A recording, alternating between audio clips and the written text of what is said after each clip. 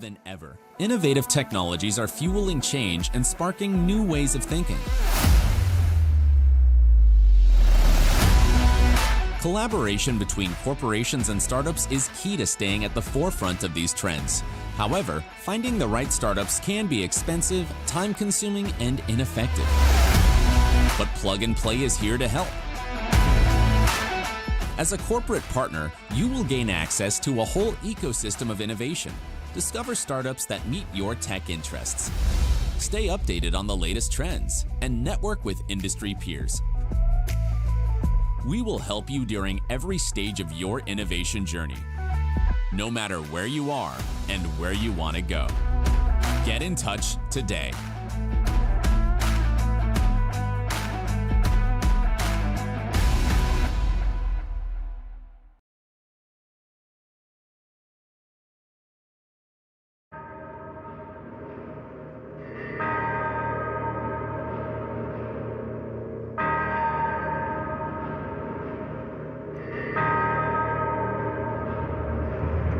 Ladies and gentlemen, welcome to the first Plug and Play International Accelerator in Armenia. Let's welcome our host today, Steven Steers!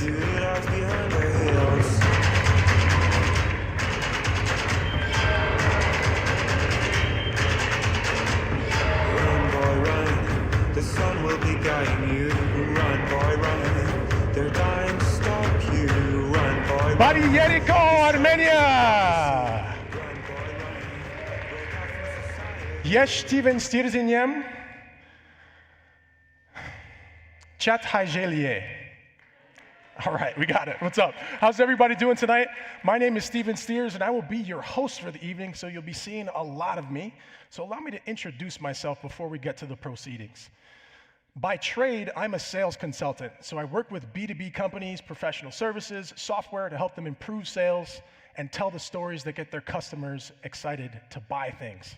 It was my esteemed pleasure to come here to Armenia to work with the companies that you're going to meet in very short order. Some other cool things. I've had the opportunity to lead workshops and work with over 1,000 companies from over 35 countries. And I believe Armenia becomes 38 or 39. So massive blessing for me. So thank you again for having me in your fine country.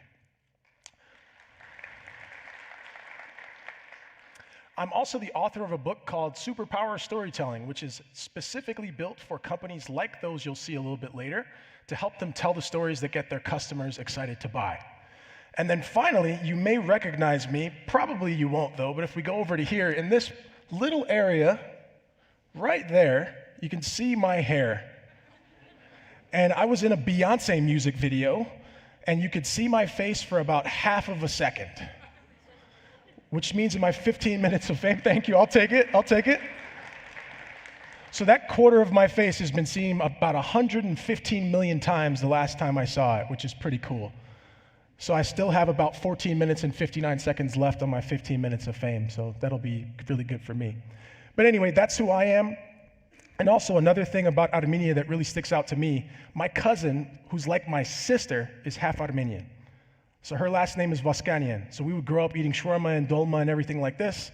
And I didn't know what the words they were saying in the house, but now I have context because I'm finally here. So that's pretty fun as well. Yes, shout out to dolma. Okay, we have an incredible agenda for you today, but before I get to it, I want to share a very quick story to set the tone for our evening together. I want everybody to imagine that today, like the Saturday it is, it's a day that you got to sleep in a lot. You wake up super refreshed, and you look out the window, and it's really nice weather. And you say to yourself, I want to call my favorite person to go have a cup of coffee in Republic Square. This could be your wife, your husband, your son, your daughter, or maybe your best friend. You call them up, and you say, hey, meet me down there in a few minutes. You put on your favorite jacket and walk outside, and the smell of spring is very much in the air finally, because all that snow has melted. And as you walk to the square, off on the left side of your vision, you see a blind man begging for change with a sign that says, I'm blind. Please help me. You acknowledge this, but you're late to meet your friend, and you get inside the coffee house and you order your favorite beverage. You sit down at your favorite table and you await them to call your name.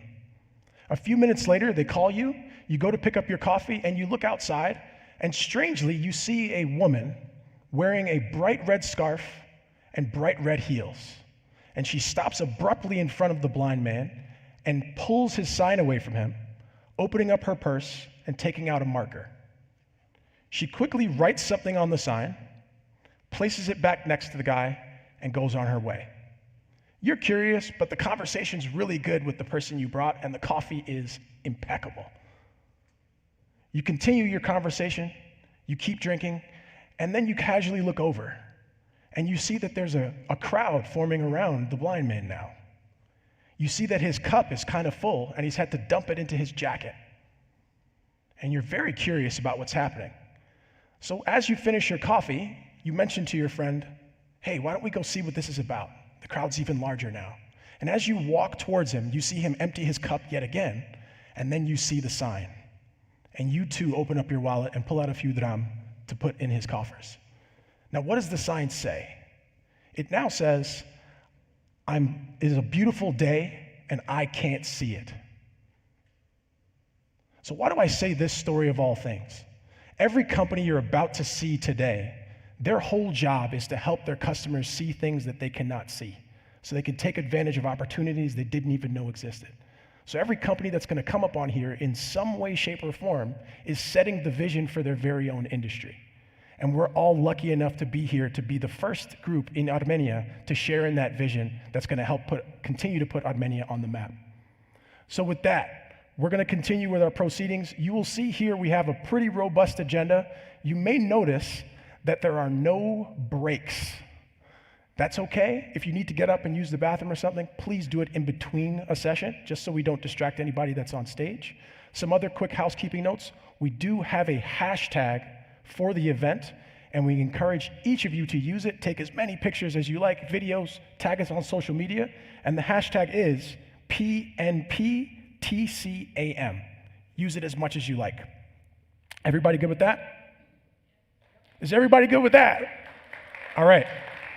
I'm going to bring the energy as well, but we need as much energy as we can for everybody that's going to come up here on stage. So I'm going to constantly bother and remind you about it every time I get back on here. That's my other promise to you. All right. So you'll see here we're going to have some opening remarks, and then we're going to get into the proceedings. Is everybody ready? Is everybody ready? All right. That's what I want to hear. All right. Coming to the stage is a person who is an honor to be in the presence of. It is the very Minister of High Technology. Please welcome to the stage the one and only Mr. Mihitar Haryapetyan.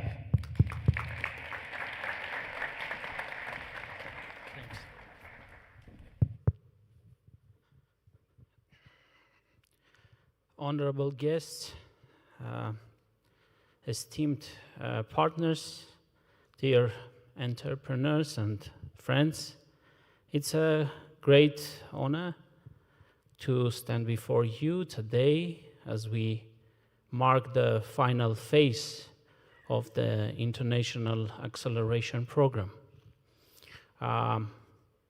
Honestly, it's a good opportunity for all of us, both for the Ministry of High-Tech Industry and also for the Plug and Play, to evaluate the first phase of our collaboration. Over the past few months, we witnessed an inspiring journey, the one that empowered Armenian startups, the one that supported our innovative ecosystem to grow, the one that makes Armenia's position and reinforced Armenia's position as a rising hub for high-tech entrepreneurship. I think from the beginning, it was our mission and our goal was quite simple. We were trying to create an opportunity to bring the new program with the state financing to provide Armenian startups with world-class mentorship, with global market access, and of course, investment opportunities. To make our dream come true, we decided to make a collaboration with one of the most famous and prestigious international accelerators, Plug and Play. Their world-class expertise and network, and of course, which is most important, dedication and care as a base of their daily work with our startups was the main condition that could make this initiative a success. This is truly about the success story. It's a positive case, and we honestly enjoyed it. We are still enjoying it. So this makes us to think about the future collaboration with Plug and Play. Right now, we are currently in an active discussions and the dialogue with other state institutions and the government of Armenia to find the solution for the long-term cooperation with Plug and Play, because again, we enjoy this type of collaboration where it's not about providing services, earning money, doing business. It's more than that. We have this strong feeling that it's more than that. It's about also the professional approach. It's about care. We saw how the mentors, how all the team from Plug and Play cared about and still caring about our Armenian entrepreneurs, of the Armenian startups, and their dedication in their daily job. So, but in every success story, you also could face some criticism as well. And this time, in this case, there was no exception.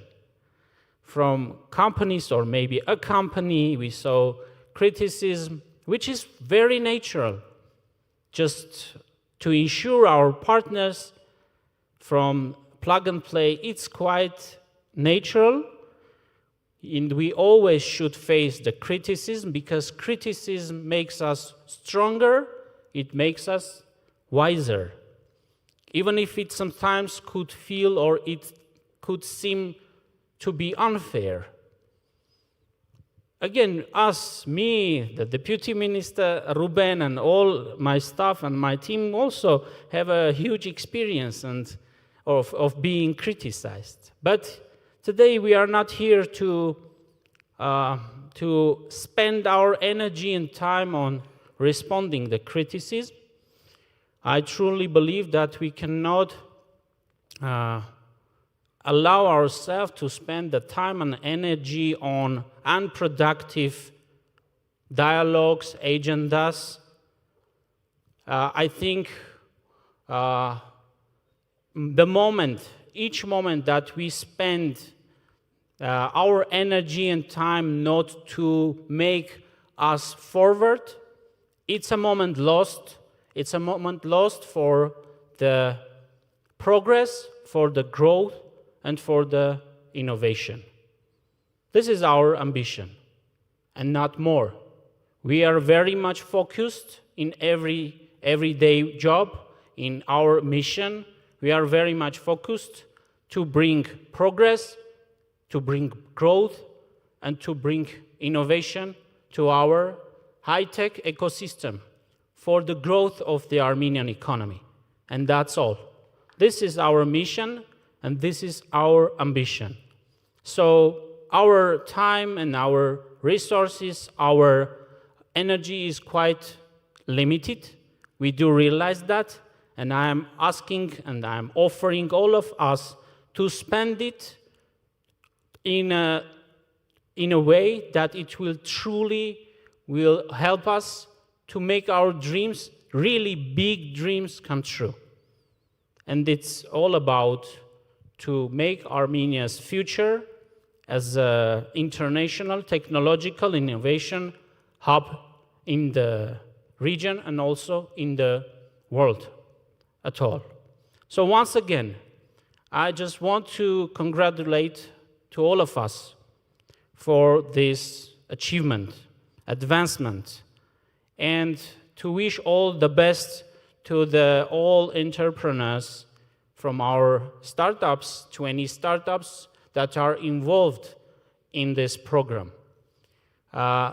Dear Plug and Play team, from my team, I'm saying words of appreciation for this collaboration.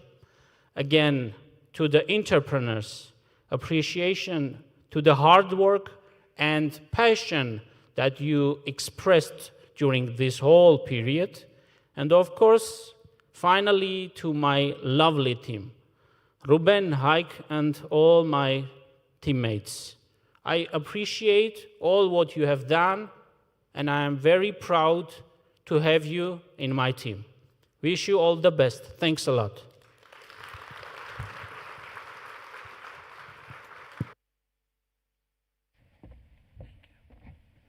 Keep it going for the minister, everybody.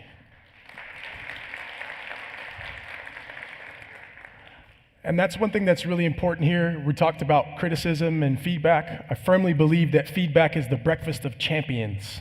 So we give as much of it as we can so people can use it and grow their businesses, which enables us to focus on success. And we have another person who's going to be great at telling you more about that. Please welcome to the stage a partner at Plug and Play, Mr. Sasha Garimpor. Thank you. Hello, wonderful. Welcome everybody also from Plug and Play to Plug and Play Armenia Expo #1. Let's hope there's going to be many more. But I couldn't have said it better, Mr. Mihdia Hereptian, and I'm so sorry about my pronunciation. I apologize. Said it.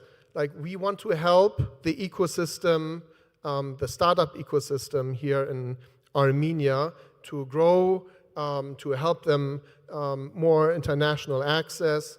And this is what we did in this program with 20 startups, which we selected out of 120 startups, together with 2 investors here local from Armenia, with 2 international investors, our team from Plug and Play, and also the ministry. And my colleague Alfredo will go a little bit more in depth here, but I wanted to say, you know, you have a great ecosystem here already in Armenia.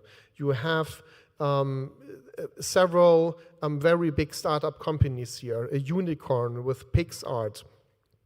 You have Service Titan. You have some rising stars with what is it called?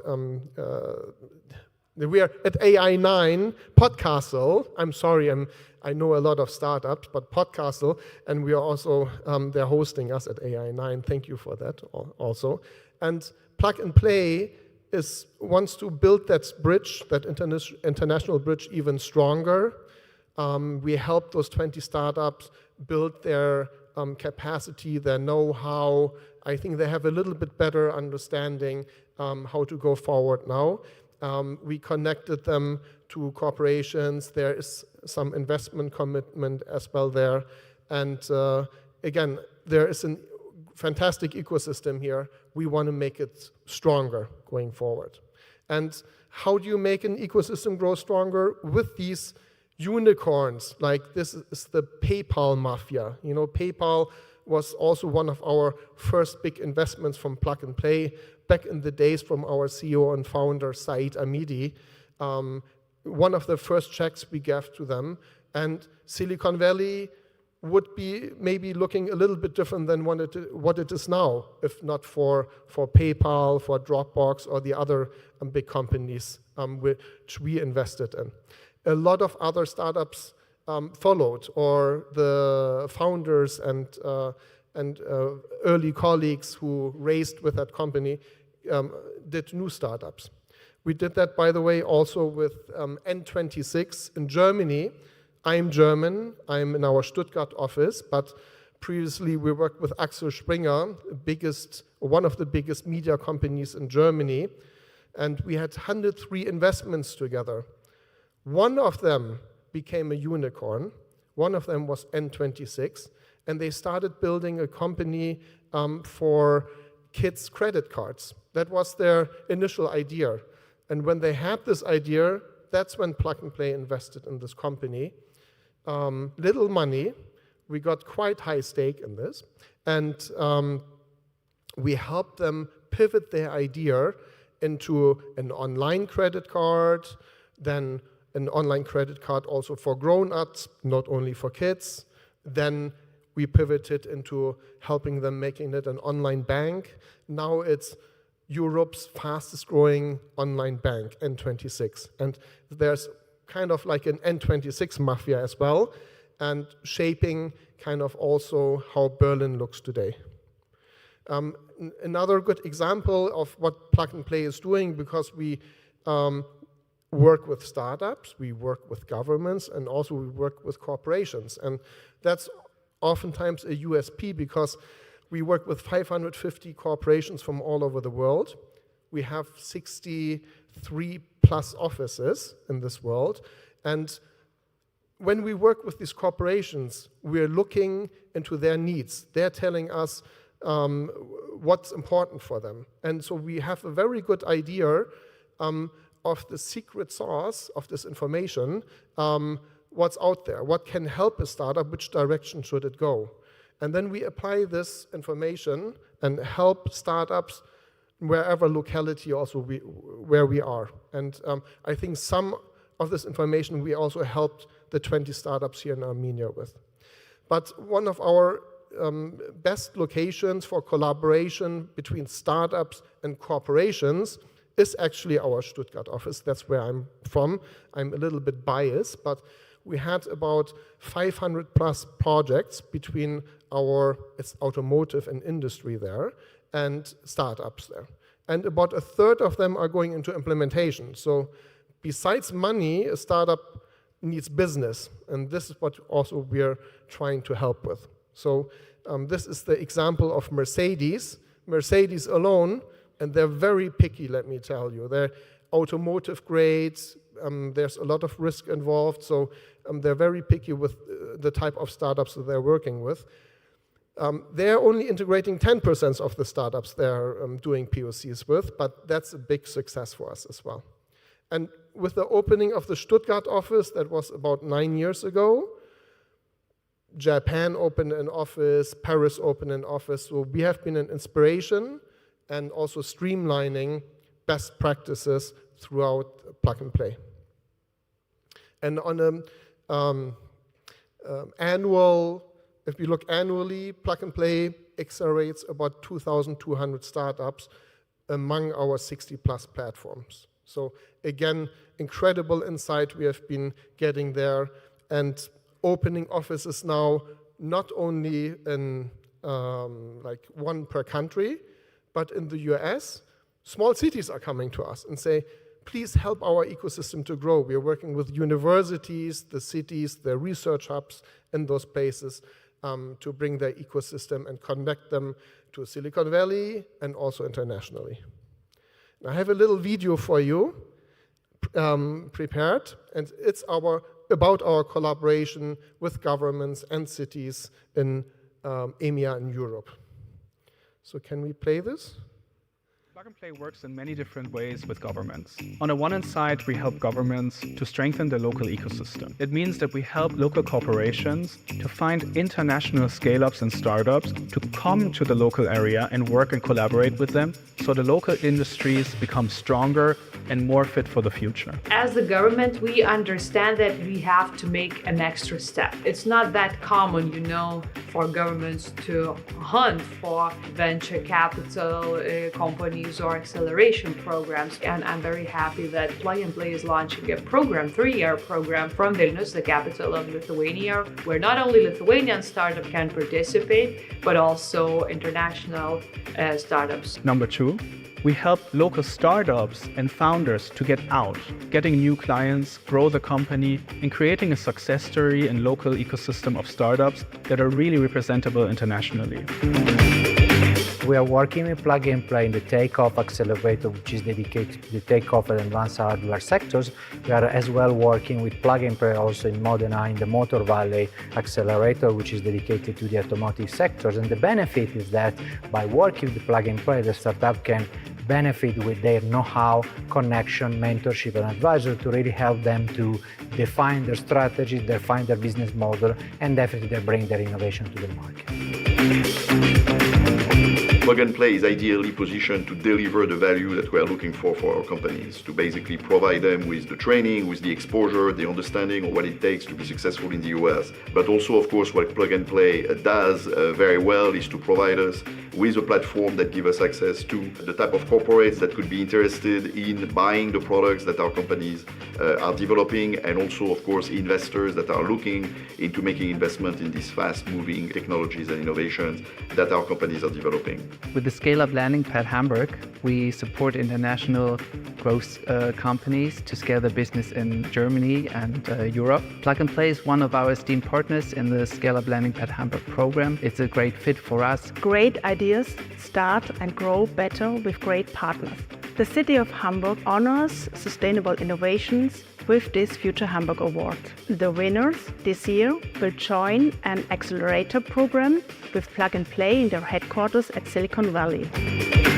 If you're a governmental organization that is facing the similar challenges or has the great ambition to put your region on an innovation map, then reach out to us. Great. So, really quick, a big thank you to the Plug and Play team members, and these are not all the people which were involved in this Armenia, let's say, 26-week project. There's many, many more. And then a big thank you. There were 46 mentors flying in from Europe, from all over the world, here to Armenia to work with these 20 chosen startups. Maybe a little applause to them, because they actually did the work. And lastly, again, I think those 20 startups, which are going to be pitching here soon, are incredible. They all have so much potential to grow. I hope they got something out of this program, but I like to, so big thank you. These startups are very passionate, driven, they want to grow big, and we are very humbled to be part of their journey a little bit in these past 26 weeks. And biggest thank you to the ministry again, Mr. Mihtia Hayreptian, Mr. Ruben Simonian, and the entire Ministry of High Tech team, which has been driving this effort and without whom we wouldn't be here today. Thank you for that. And again, please applause for the ministry. Thank you. And this is actually it. So I'm going to give up to Stephen again. Thank you all, and looking forward on a drink later. Keep it going for Sasha, everybody. Everybody doing okay? All right, awesome. We're going to keep it moving for you. We're going to bring out someone who's super knowledgeable and has been working directly with the startups on a day-to-day basis over the last few months. And if I got reincarnated as a 2-meter Spanish guy, it would be him, and I would love to do that. So please make a warm welcome for Alfredo Gomez Soria, director from Plug and Play. Woo! I will cheer for myself. We got it. How are we doing today? I can't really see anyone because the lights really hit on my face, but I'm sure all of you attended the kickoff event, so you've seen me before. I can only start because I think Stephen hasn't mentioned it yet, but we are live streaming this event, and we currently have, I'd say, most of our mentors watching us. So I know there's a few of you watching us, Sebastian, Mohammed, and a few others. So let's cheer it up for the mentors that have flown into Armenia, spent time with the startups. So yeah, I'm going to explain a bit more about what we've been up to this last couple of weeks, months, and how we've had fun. For those of you that did not have the opportunity to come to our kickoff event, let's have a little recap of what happened, and then let's see what happened after.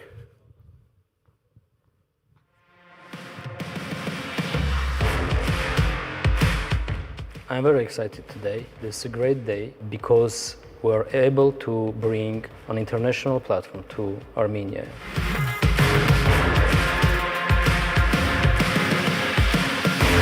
It is a pleasure to partner with the Ministry of High-Tech Industry, to collaborate with them, to help accelerate the ecosystem, and to work with 20 amazing startups in our first cohort.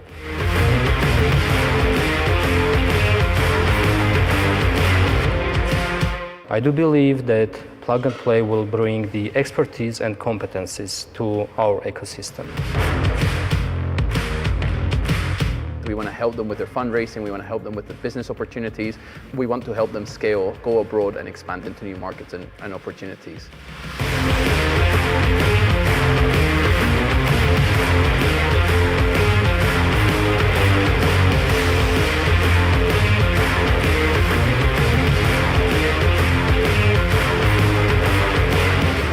I'm very excited to join Plug and Play first batch here in Armenia. We're planning to become an absolute market leader in Armenia, and this is a great opportunity for us to learn from experts, from our mentors, how to scale our business quickly and efficiently.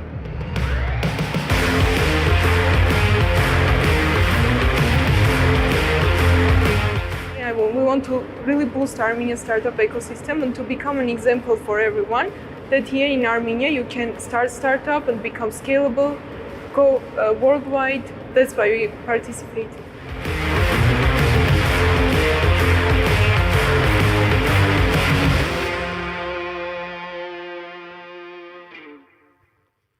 So this is an exercise that I've been doing every day in the campus.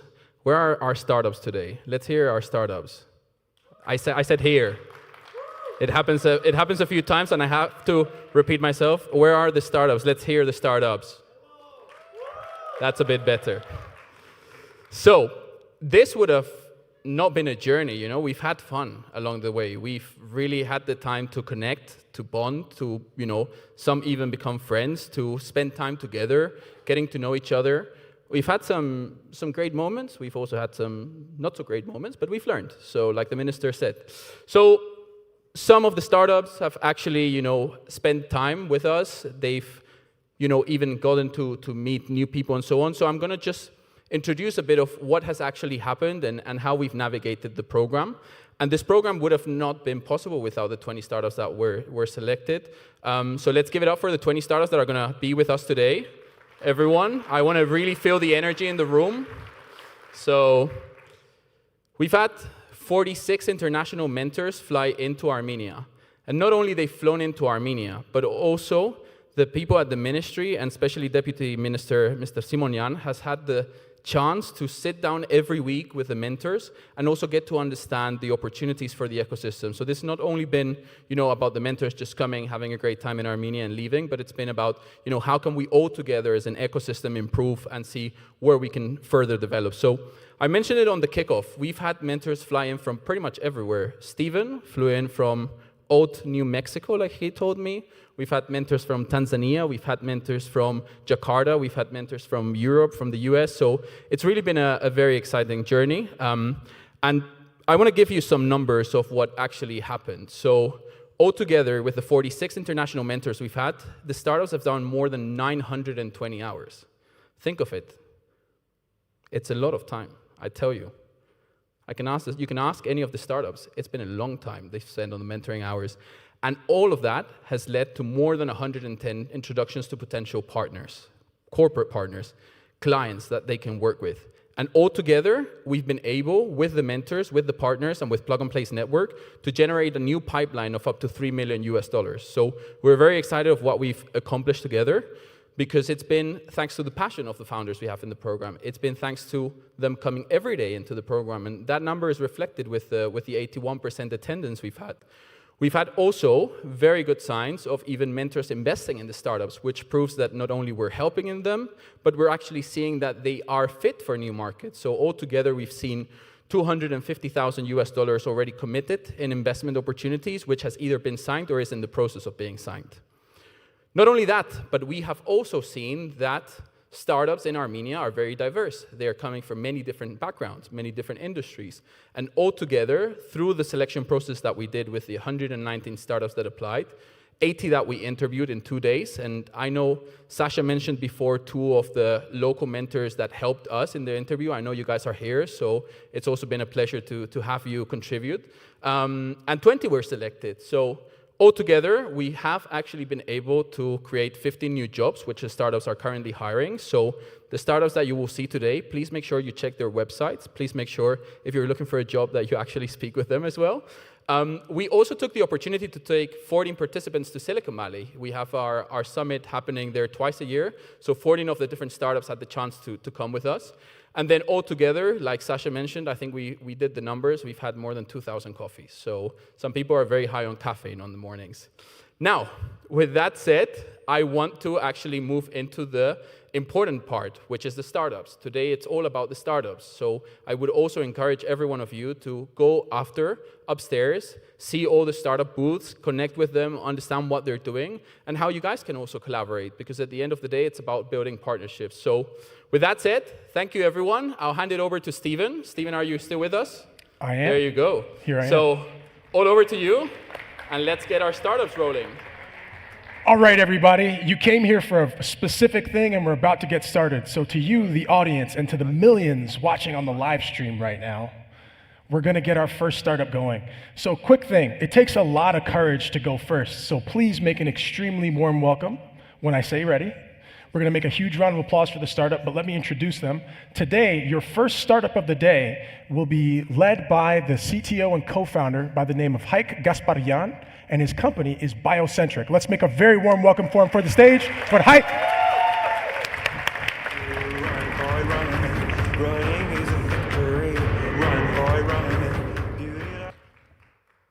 Did you know that it takes more than 15 years, it costs more than $3 billion to develop one single drug, and 9 out of projects fail? Hello, we are Biocentric AI, and we are trying to accelerate drug design discovery through our advanced AI technology and computational biology. Why it is so hard to find a viable drug? There are billions of molecules, and only one or few of them can be a viable drug candidate. Finding them is like finding a needle in a haystack, and it is an intractable challenge. But what if we can change the odds? What if we can predict from the very beginning whether the drug will be safe, whether it will cure the disease, or it will have less side effects? This can change the odds of fail rate and can save money and time. Our solution is doing precisely that. It is based on 3 foundational sciences: computational biology, theoretical biophysics, and artificial intelligence. Our model screens billions of molecules, assigns scores for each one, and then with these scores we can rank them, we can select top viable candidates for further analysis. Our model, compared to other AI-based and classical methods, is faster, it has a higher accuracy, it can be applied to a broader range of diseases. We have 3 business models: service, software as a service, and intellectual property from drugs. And until now, we have validated our model on gold standard benchmark datasets in silico, and also formed strategic partnerships, case studies, which can give us drug IPs. We are trying to deploy our model in different platforms, such as NVIDIA's BioNemo platform, and also we are going to do our pilot deployment and drug design as a service sales in 2025. This is our multidisciplinary team with AI expertise, computational biology and bioinformatics, as well as business management. And our advisors, Dr. Ruben Abagyan and Salvador Savo. Thank you. Keep it going for Gus. Keep it going, keep it going, keep it going for Haik, everybody. Keep it going, keep it going. First one down, couple to go. Everybody feeling good? There it is. I like you. What's your name? I love you, Alfredo. Yes, I love Alfredo. We want that type of energy. These folks are working their butts off over the last couple weeks. They've been stressing about their pitches, and they want to share the best of what they have for you. So are you ready for your second startup? Are you ready for your second startup? All right, please welcome to the stage the CTO of CaseLens, Aren Terbalyan.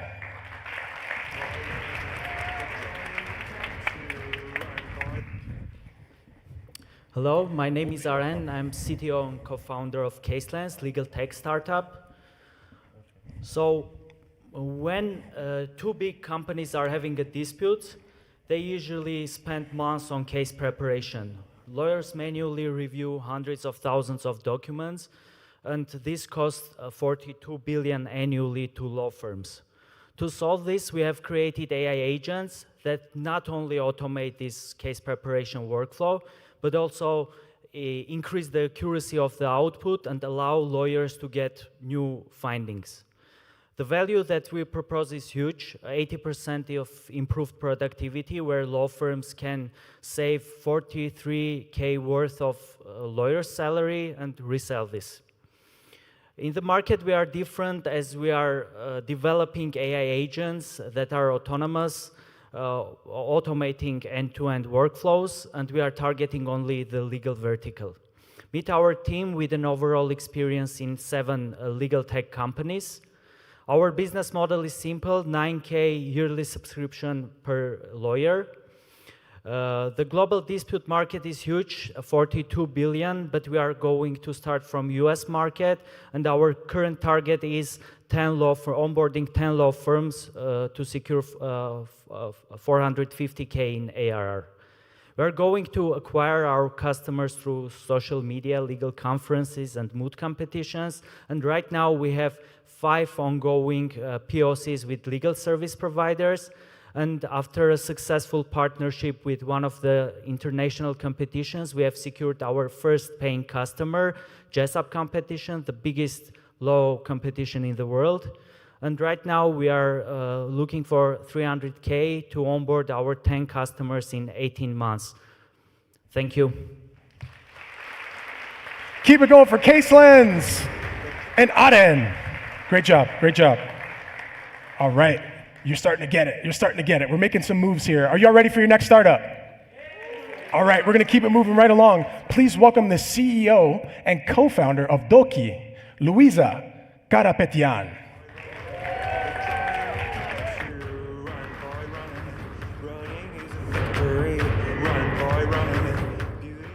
We are bringing AI-powered medical reporting to every doctor. Doctors write medical reports after each patient's visit. Most of them just sit there and type manually, wasting their valuable time.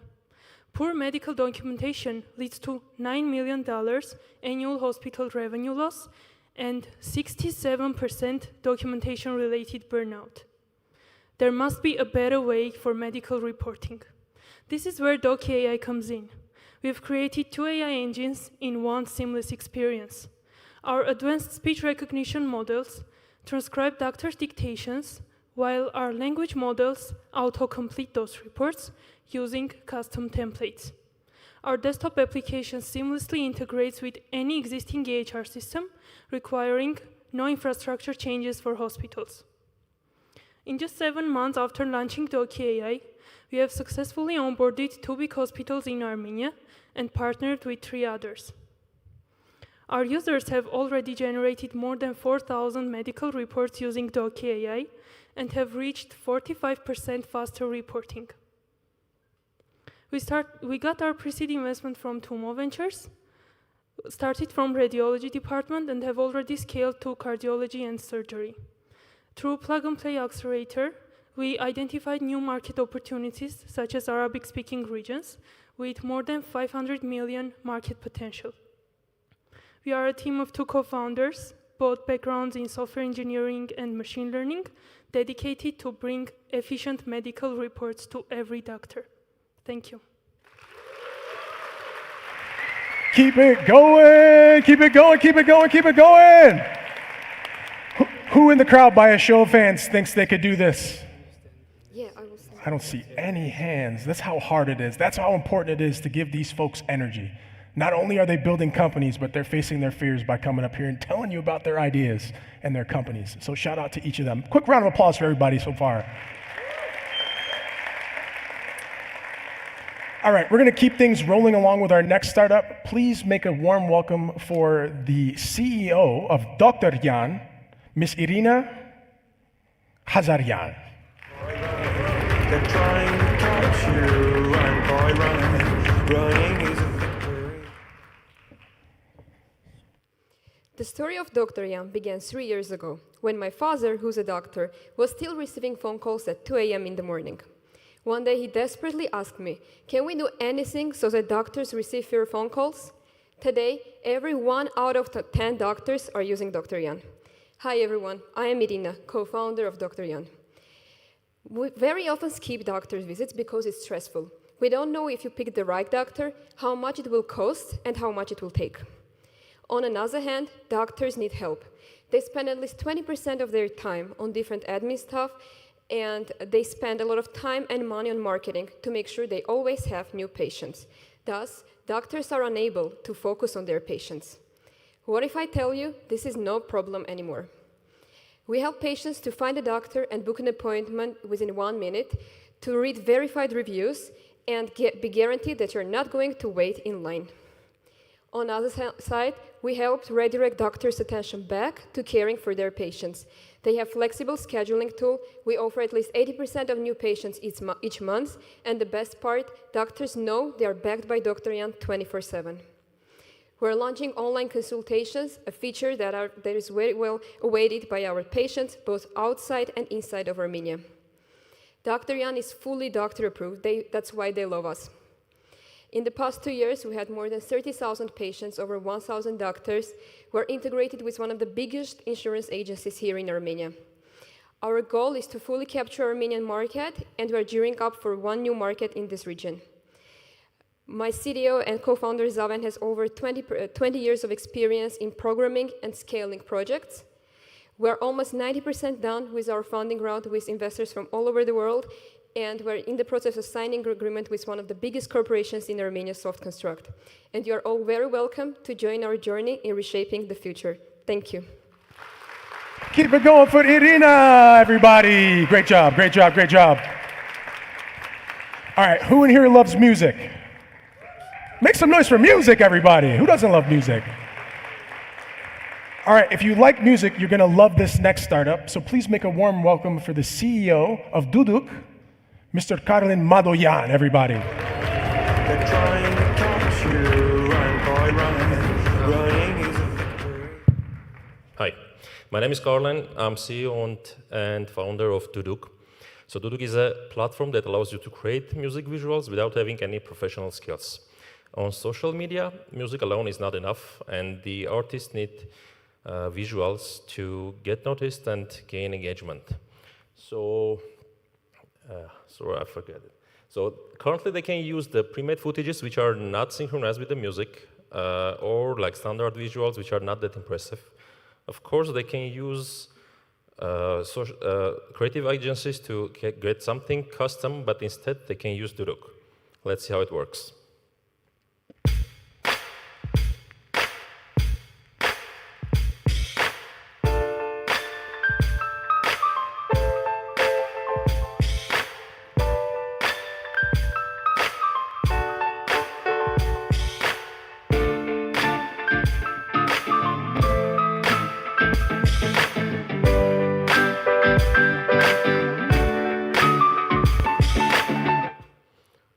We have more than 400 generative styles. We are doing very deep music analysis, and we can provide animations with up to 8K resolution. As I told you before, there is no need to have any professional skills to use the platform. You just need to subscribe to our subscription plans.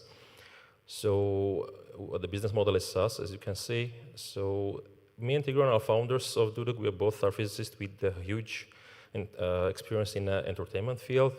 We have great team here.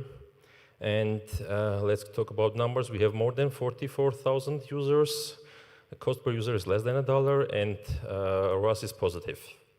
So we've done a music album for Serj Tankian, and we were music visualizer for FIFA World Cup 2022 in Qatar, in all 8 stadiums, in all 64 games. So we are trying to raise 400K for implement new tools. Thank you. Keep it going for Duduk and for Carlin. Great job, great job.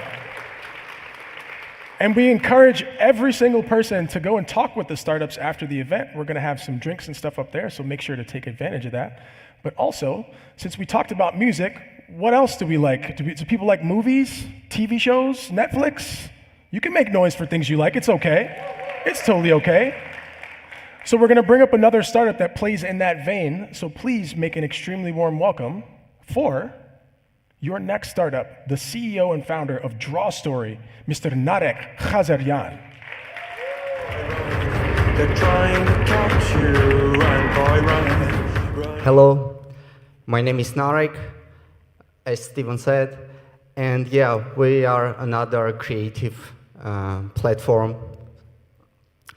So, I'm founder of Draw Story, and I'm basically building a product I wish I had in the past.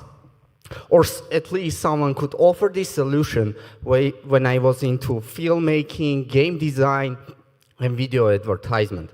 So I started Draw Story to help my friends, to help my colleagues, and to help everyone in the industry. And we started from Armenia. And when it came to building a team, I immediately thought of my friend Artur. And we both were working on creative industries, while Artur was developing products at Pixart. I was doing marketing and sales at creative agency. So we had domain knowledge and expertise to start this company. And so what's wrong with the video industry? I will tell you. This is how it used to work before Draw Story. Okay, basically films, games have a lot of scenes. Imagine how many scenes there are. And all of those scenes are drawn manually. It's both time-consuming and expensive. But today, people use Draw Story. And it basically does the following. It reads your script and visualizes your story. Let's see how it works. You upload your script, and then you see the scenes that will be generated, and boom, you have a storyboard, which is board of your scenes. And we are currently focused on the market. We have 300 users, and yeah, basically we can connect on LinkedIn, talk about the industry, and make it bigger. Thank you. Keep it going, everybody, keep it going. Come on, keep it going, keep it going, keep it going, it's okay. Super interesting, his co-founder looked like he's fresh out of the Bible, which is pretty fun. I like that a lot. Are y'all ready for your next startup? No, keep it going, come on, are you ready for your next startup? All right, that's what we need to hear. Please welcome the founder of EdMap, Mr. Arsen Asataryan. Running is a victory, run, boy, run. The relationship between employers and employees is far away of just hiring a talent. It's more about building a workforce that integrates seamlessly and delivers value faster. But in reality, companies spend around $20,000 per new hire to onboard, yet it takes more than 6 months for them to deliver value. And here a question arises. How can we help companies to save this money and time? Hi, I'm Arsen. I'm here to answer this question by presenting you EdMap. EdMap is a workspace simulator that uses AI agents to help companies maximize the return on investment on new hires, ensuring they deliver value faster. In EdMap, every company can set up their own onboarding process using our event simulators. And within each simulator, besides the new hire, will be included AI agent teammates whom the companies can shape, give a character, and even define the relationship with.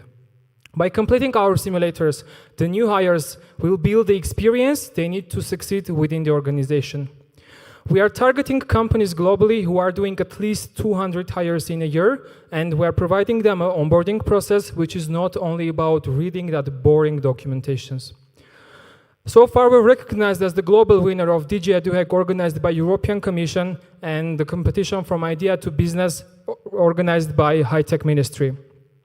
So far, we've released our hiring and negotiation simulators, which is being tested by Tumo Labs and 42, and we're currently looking for $200,000 for completing our workspace simulator.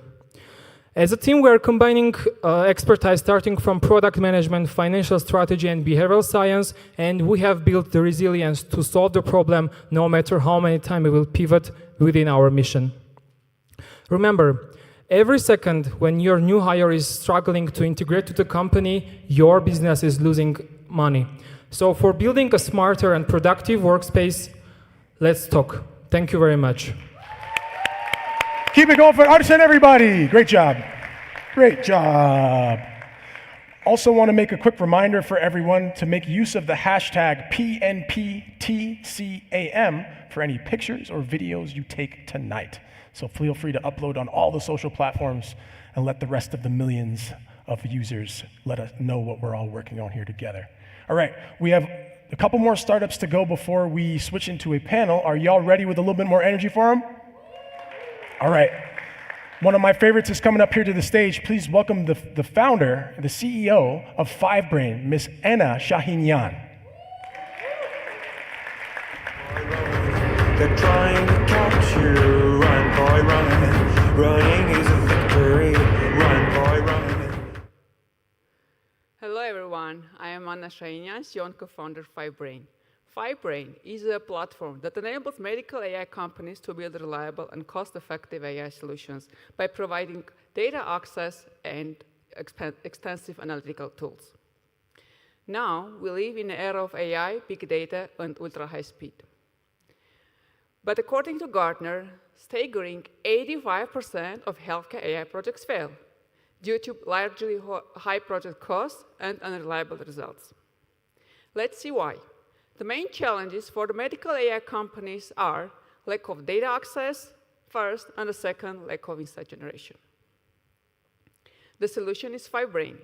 We offer decentralized data repository for the medical AI companies to build reliable and cost-effective AI solution by reducing development costs by 40% and increasing the solution performance by 10%. How? First of all, we are connected with different hospitals, and companies can build their AI solutions on the remotely available data. And also, our extensive analytical tools help to analyze the structured data and find hidden features and reduce the training data size. And this translates to budget reduction by up to 40%. Starting from the early beginning, we are working with 2 enterprises, startups, National Institute of Health of Armenia. We also have partners from healthcare and research centers. FiveBrain market is estimated to $7 billion with 37% annual growth rate. FiveBrain is offered a SaaS per volume-based subscription for SMEs, and for enterprises, it is annually licensed. The team behind is Kun Better. I am a CEO and co-founder of FiveBrain. Tigran is Chief Product Officer at FiveBrain, and Aram of CISA CSO with 100+ publications in research.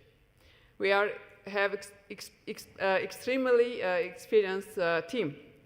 Also, we are backed up with amazing experienced advisors. And thank you. Join us to make boundless healthcare reality. Keep it going for Anna.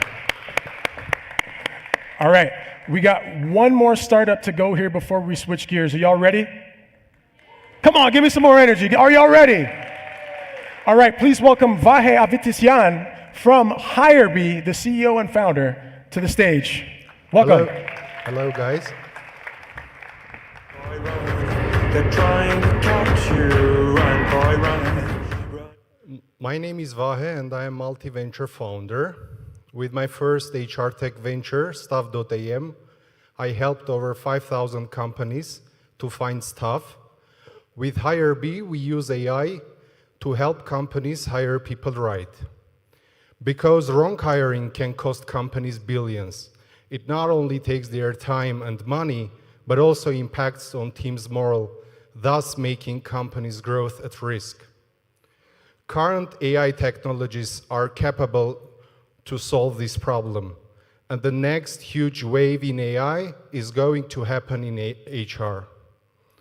Our technology analyzes all job applications, compare with job description, and provides an AI-independent opinion about each candidate. We give the candidate's summary, strengths and weakness, and the score for the recruiter to take a look. And the thing is in logic.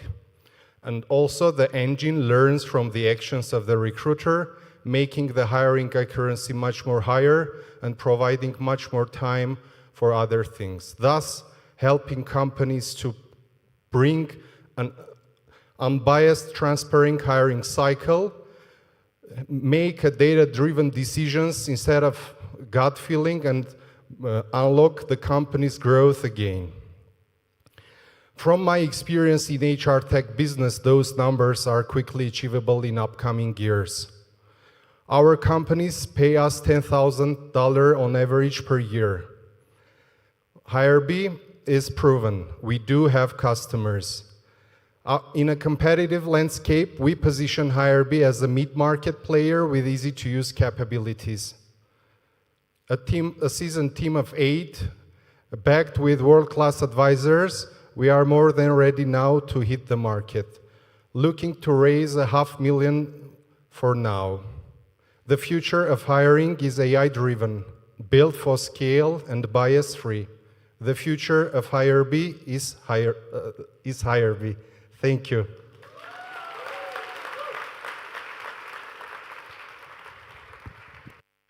All right, keep it going, everybody. Keep it going. How we doing? How we doing? All right, we've reached almost the halfway point. That's our first batch of startups. Have y'all enjoyed it so far? Come on, give me something. All right, that's awesome. I love it. All right, we're going to have a panel start getting set up here behind us, but in the meantime, curious, do we have any golfers in the house? Does anybody like golf? All right, not many people like golf, but I'm going to tell you the story anyway. Does anybody know who Arnold Palmer is? All right, a couple people do. So he's famous for golf and for a beverage that is half iced tea, half lemonade. If you haven't had one, it's delicious, so get one yourself. But there's a fun story about him. Shortly after he retired, he was invited by a sultan or a king in the Middle East to come and play a round of golf on his private course. We don't know the name of the sultan because for privacy reasons, but they played a couple of rounds. They had an incredible talk. And at the end of the round of golf, the sultan said, "I must give you a gift. It is my honor to give you a gift for coming to play a round of golf with me." Now, Arnold Palmer is ever a modest gentleman. He likes to drink his own drink of iced tea and lemonade. And he said, "No, I can't accept a gift from you." And then the sultan approached him closer and he's like, "No, I'm Middle Eastern. You must accept a gift from me." So thinking very deeply, Arnold said to himself, "Well, you know what? I don't want to ask for anything big and embarrass myself. Let me just say, hey, Sultan, just get me a golf club. All I want is a golf club." And the Sultan said, "It is done." So, okay. Arnold says his thank yous and his goodbyes. He makes his way back to his home, and he's sitting at his mailbox for weeks and weeks, waiting to see a strange package of golf clubs arrive. It doesn't come. And a few more weeks pass, and he gets a very official-looking document with the seal of the Sultan on it, and he opens it, and inside is the deed to a golf club. So the Sultan didn't actually get him any golf clubs. He actually bought him an actual place where he could go play golf and have a club at, which is insane. The lesson here is be very careful what you ask for, especially startups, because you might get more than you bargained for. All right, are y'all ready for your panel? Come on, make some noise for your panel, everybody. So what we're about to do, we're about to have a vibrant innovation conversation about the ecosystem and how innovation is essential for growth and progress. The panel will delve into critical elements that support innovation, and on your panel we have the following folks. We have Hussein Murad, the founder and CEO of Shadow Tech Ventures. You'll know him because he has one of the most awesome beards in startups. You can't miss him. Here it is. Look at that. Look at that. Check out that beard. That's a beautiful thing. Next, we have Victoria Hernandez Valcarcel. She's an investor and expert member of EU STEP program and EIC fund. She'll be sharing her expertise.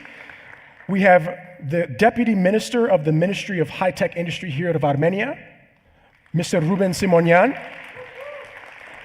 And finally, we have our panel moderator, the director, your good friend and mine, Mr. Alfredo Gomez Soria. Make some noise for everybody and enjoy your panel. It's me again. I also want to take a minute because there's one thing you guys might be thinking, oh, you know, Steven is so funny. Come out, Steven, come out for a second. Steven is so funny and he's, you know, entertaining us and so on. But Steven has also been working this week with the startups. And, you know, I think that's something to highlight because a lot of the startups actually need that sales push. So let's give Steven also a very big round of applause. Merci, merci. Thank you, Steven. Now, let's kick it off. Some of you might know them. I guess pretty much everyone knows you, Deputy Minister. But Hossein, Victoria, I think, you know, it's good that you guys give a bit more insights into what you've done and what you've been up to in your life. Hi, everybody. Well, I'm flying from Paris, where is my home base for 30 years, born in Spain, and a pure European. I'm an engineer, 30 years in corporate business, in, let's say, high-level, C-level positions. And now I'm a board member in listed and non-listed European companies, and as well EIC jury investor. I'm at the investment committee of the 10.2 billion euros EIC fund and member of the commission of STEP program from the European Union. STEP stands for Strategic Technologies European Platform. So there will be 20 to 30 million euro tickets, investment tickets for growth company on highly strategic technologies. A pleasure to be here. Thank you very much, Minister. Thank you very much, Plug and Play, for inviting me here. I'm really honored and very pleased. Thank you very much. I'm Hossein Murad. I'm originally from Egypt. I was living in UAE for 18 years, last 4 years already in Saudi Arabia. My background is actually banking, so I was actually Expo member, Treasury and Capital Markets. Then I was fascinated actually with the money flow and how evaluations are happening, private placement, private exits. I was blessed that I was one of the early partners in a shadow tech builder in Saudi Arabia when the boom started there regarding fintechs, enablement. So we created our own portfolio studio that actually was at the beginning focusing on fintechs, creating our own startups. Then we start finding actually more value, co-creating with founders, especially that a lot of them have missing data that we can cater. We started as a 3 partners, tech-enabled, business-enabled, and legal-enabled partner. So actually this was missing of all of the startups as we was actually co-creating with them and investing with them. Introduced to Plug and Play through actually 2 our startups that got rewarded and got funded and enabled through their programs. So paying back the ecosystem, I have the pleasure to be here to share actually and to help the startups growing and scaling, as this is something that actually we were in your shoes one day, and it's time to give back to the ecosystem. And thank you for having us here. Especially I've been visiting here for 4 times, so I witnesses from zero to hero, as they say, like all the changes and all the challenges that you passed through, guys. I'm really proud of you, and you should be proud of them, as I expect you are. So thank you very much. Maybe also for the Deputy Minister to introduce himself, because I guess you all know him as Deputy Minister, but he's also got a large career in the private sector before he joined the ministry. And you know, that's also something when you have people with the business background that bringing that innovation into the government, it really helps accelerate what can be accomplished. So if you want to also kick it off on your side, you know, the ministry has been evolving. The strategy of the ministry has been evolving. You know, there's been many changes also with regards to the high-tech strategy. What is the current status? What is going to happen in the coming months, years? Where is the ministry heading towards? And what is the ministry how is the ministry supporting those entrepreneurs and founders? Thank you, Alfredo. regarding myself, it's 1 year that I'm appointed as a deputy minister. My background is in engineering, actually, for more than 20 years in private sector in engineering and telecom. Regarding strategy, actually we delivered 2 milestones. The first one was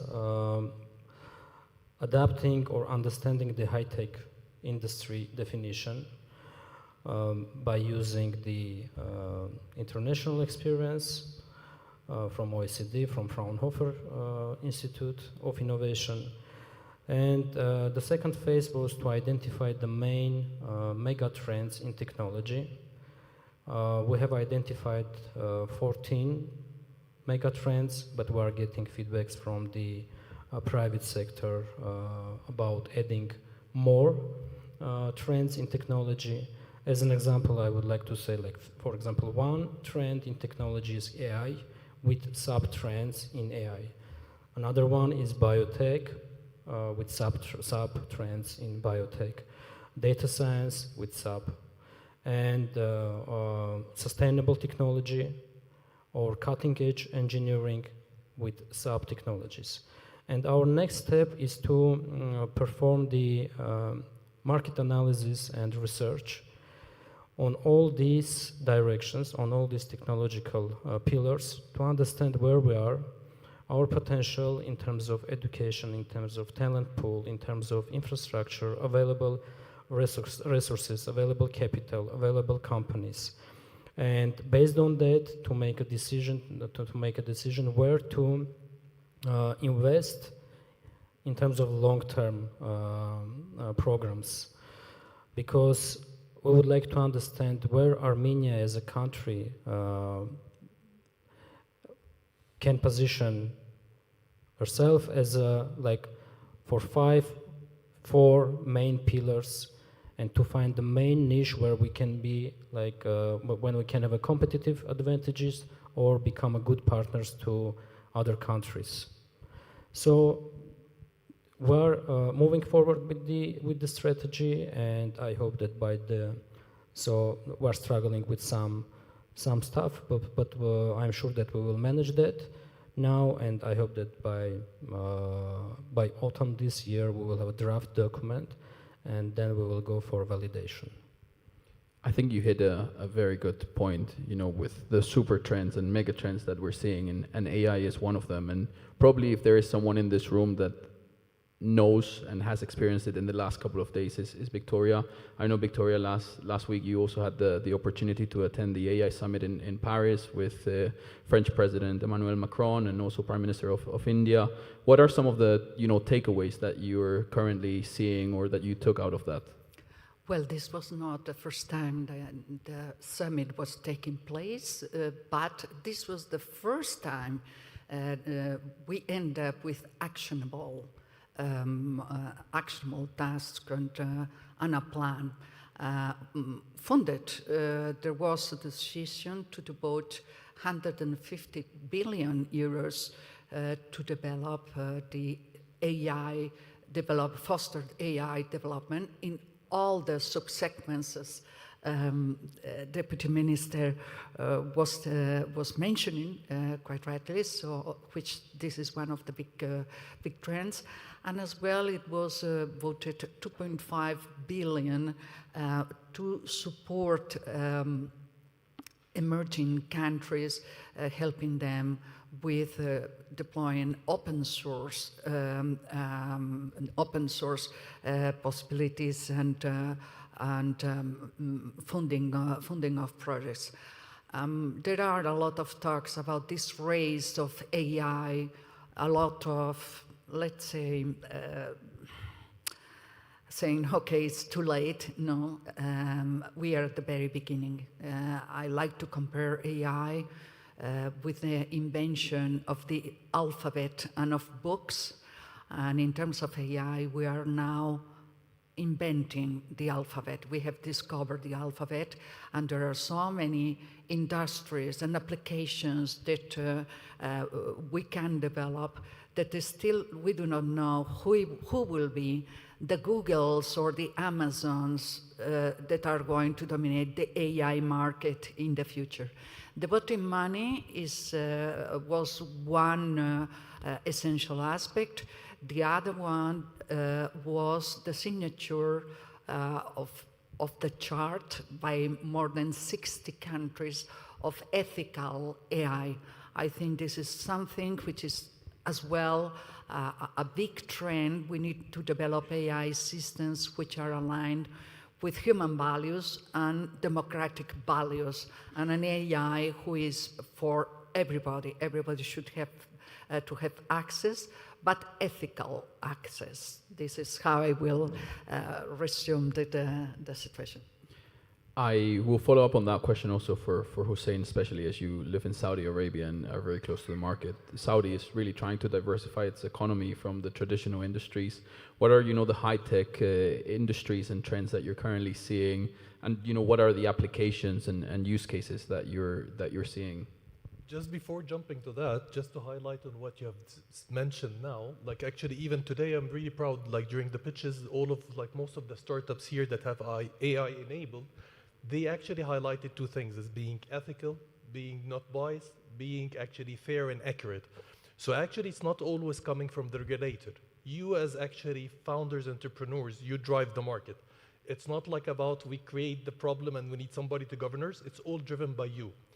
Like all the standards, all the ethical behavior is coming, and actually Armenia is one of the best founders I found that actually they're using AI ethically and they're using it scalable. So it's actually, I would give you a good big clause that you're actually not waiting to be regulated. You're actually driving regulations and actually highlight the abuses that's happening on the other side. So thank you guys for your Let's effort. give it up for the startups. For you Woo! guys. So going back to Saudi Arabia now is definitely having big initiatives and big steps they're taking, and we can see it actioning now with giga projects like in Neom and other areas, focusing on smart cities, automation, and everything is to be sustainable with green initiatives like the 4 pillars that you're focusing on. So it's a big market, and actually the opportunity that I can see that actually Saudi Arabia currently is welcoming all talents to start and to scale there. They're looking for collaboration, and similar like Armenia, as they're looking for you to go internationally, they would love to collaborate with other local players in order to enable cross startups to start operating even, and you might be the gateway for other countries to them. So the collaboration now is big opportunities there. It's happening in AI, it's happening in biotech, it's happening already in sustainable energy and green initiatives. It's happening big time in fintechs. So the opportunity is there. Just dream it, guys, make it happen, and try to approach and understand the market. To add on this tip, because when I came here the first time, and I was one of the lucky ones that I actually came and visited you 4 times, guys, that I found you at the beginning thinking really big that you want to go internationally. And the best thing that I love dealing with you, you cannot say I'm going to go internationally without taking the feedback and accept, not rejection, accept adaptation. People doesn't take it lightly to adapt. When you say, I want to go internationally, the first thing that you focus in is market fit. Usually market fit is not something easily that you acquire, that people will be always nicely. And I was even teasing the startups that we say the investors, angel networks, and even the television serial, they call it Shark Tanks. So people, it's really hard business. You need to understand how to listen, how to pivot. You don't take it personal, it's business. And I can see that in adaptation and the pivoting of most of the startups here, that I can see them very qualified for international expansion. And I think on that same edge, you can clearly see the involvement of Armenia, and I believe the minister was in the UAE earlier this week or last week as well. And we're trying to find ways in which we can foster more collaboration as well with countries pretty much everywhere across the world to allow the startups and the entrepreneurs to scale and have that go-to-market and that product market fit. But sometimes a lot of the startups I remember, and you guys also probably remember at the beginning of the program, every startup wanted to fundraise. Every startup wanted, to go out and fundraise. And, there's much more beyond fundraise. And, this is something that also from the ministry, they're trying to support with mechanisms, with programs, with, many initiatives. And I've personally experienced two of them, this program as well as the Narush initiative. What other incentives and what other supports beyond fundraising is the ministry providing and supporting the startups with? And, how is this helping these startups succeed? And I think, we heard it during some of the exit interviews. There were a few startups that highlighted, thanks to the grant from the ministry, we're able to now be successful and we're able to now grow 20% year on year, month on month. So I think, the support the ministry provides is highly valuable for many of the entrepreneurs on the funding stage, but it's not all about just the capital. So if you can explain a bit more, of some of these initiatives, maybe there are people in the room that are not aware of them.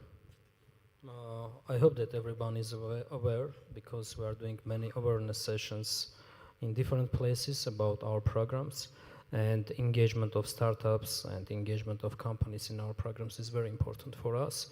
So besides the grants from idea to business or from idea to market, like we're providing for 2 phases, an idea phase with incubation, and then the market phase with acceleration. And you mentioned as well Nerush, so Plug and Play did the acceleration during Nerush in September last year. So this is for diaspora. This is diaspora program. Besides that, we are helping our startups to present their products during the events and the expos. For example, next week we are traveling with startups to MWC, Mobile World Congress.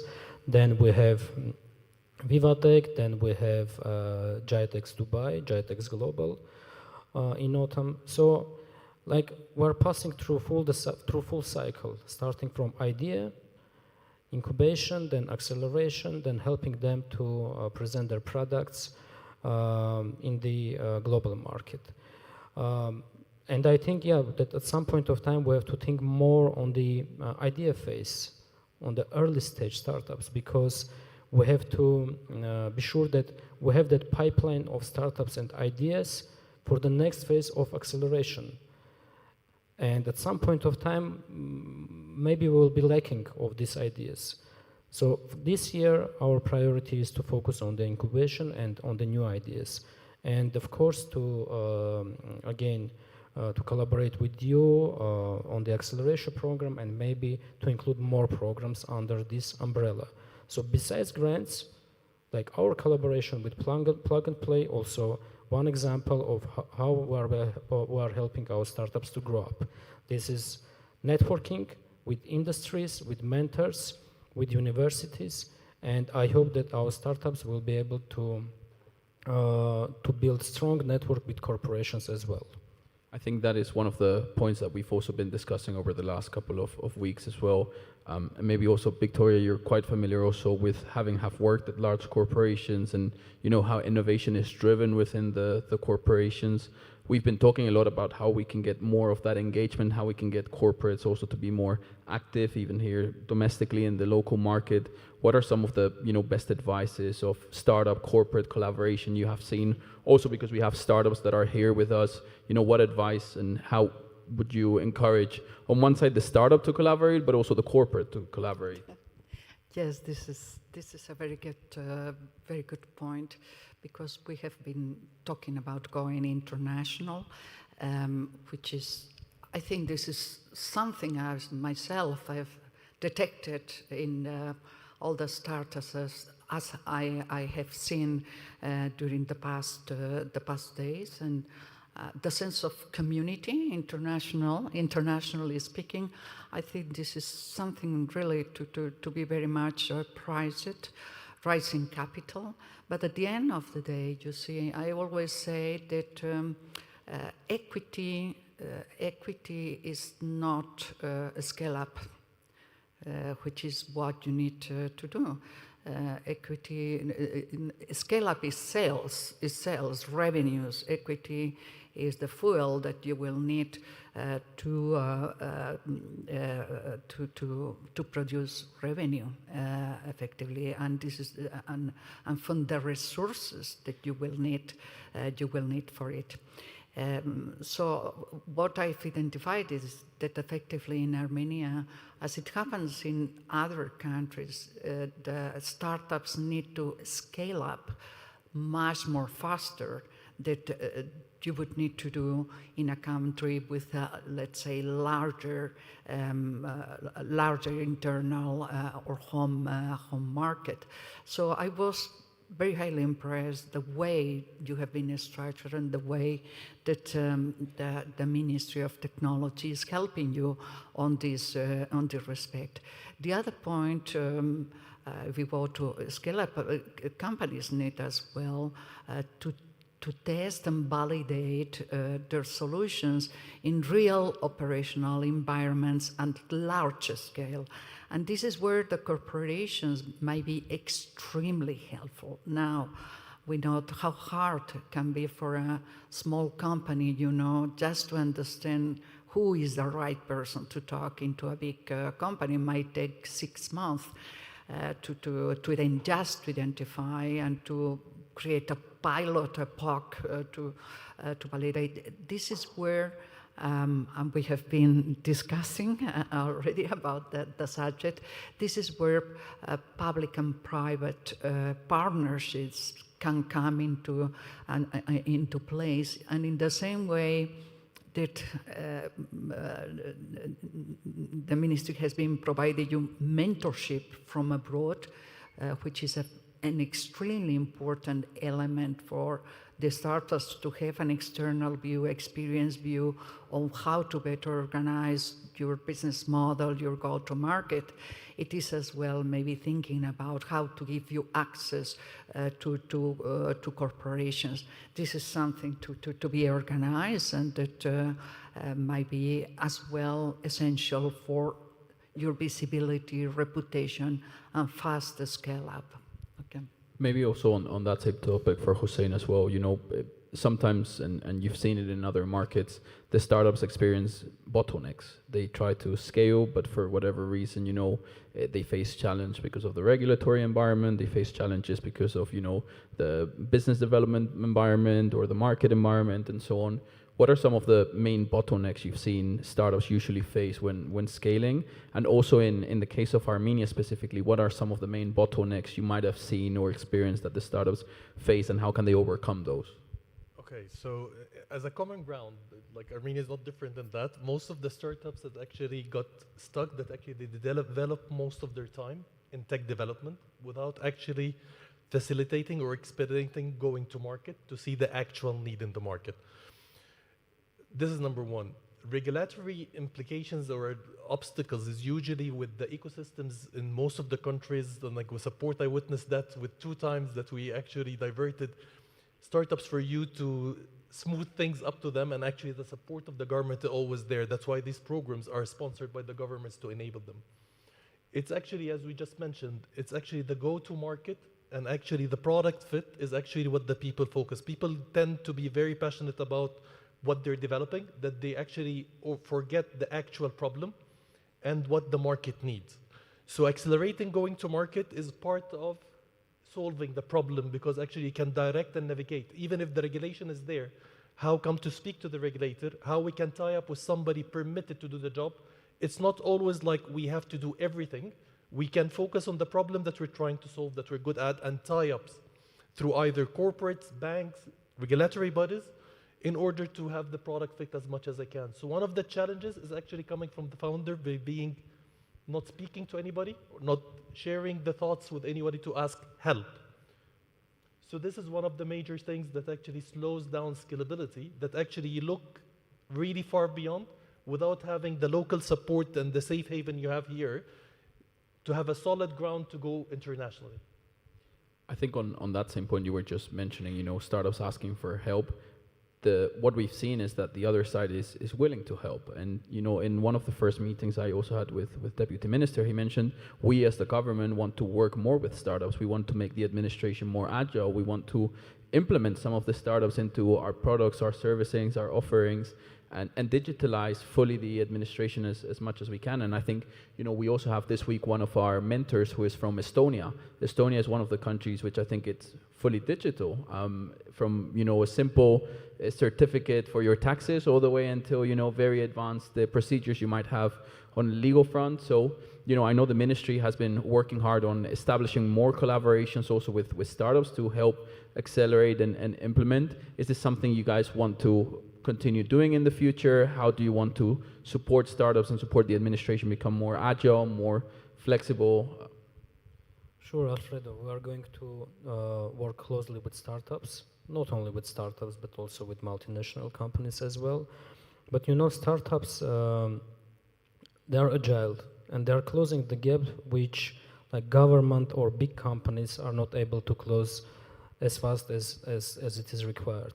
And we were discussing also about that possibility, not only to think about ideas for startups from scratch, but to collect problems from corporations.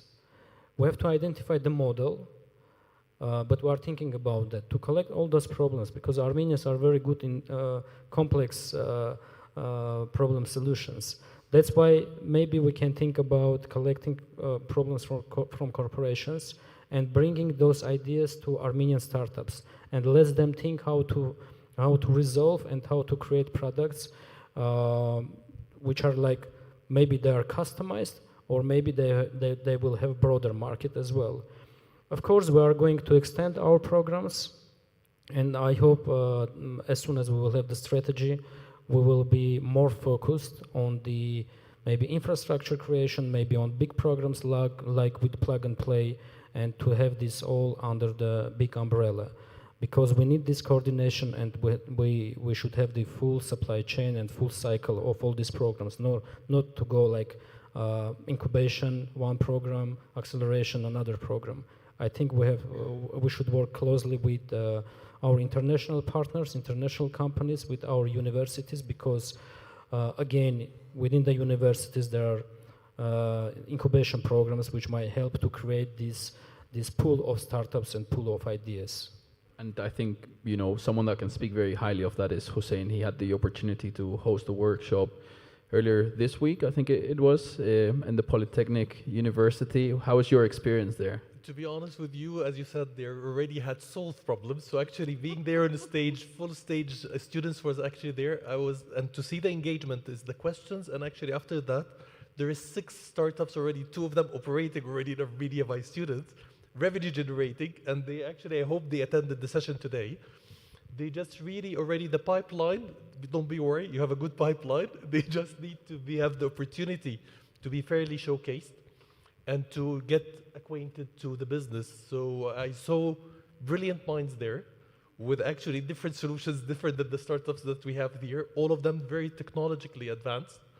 So looking forward to see them personally in the second Accelerator. Incubation is very important to have the pipeline for the next unicorns here. Maybe just to close off, Victoria, Hussein, how would you describe the Armenian startups that have been in the program? What are, how would you describe them in one word, if you can, or several? I will go for several. Like actually, to be honest with you, the way we started, that they have very special talent in somewhere. Now they can talk about monetization, financial models. One of the main challenges, as you said, is not the existence of capital or funding, is actually looking of other sources of funding. So the revenue now, I'm happy that without mentioning name, 2 startups already had signed with clients that they doesn't need funding anymore. They're happy with the revenue staging now to reposition themselves. Others already went to market early. They repivoted. Now everybody was talking again about money and the difficulty of raising capital. They discovered it's because of valuation issues. So actually the investors was overpriced. Now they're back to the fundamentals, more into numbers. So I believe the harmony and synergies between telling the story and pitching their stuff to right is amazing.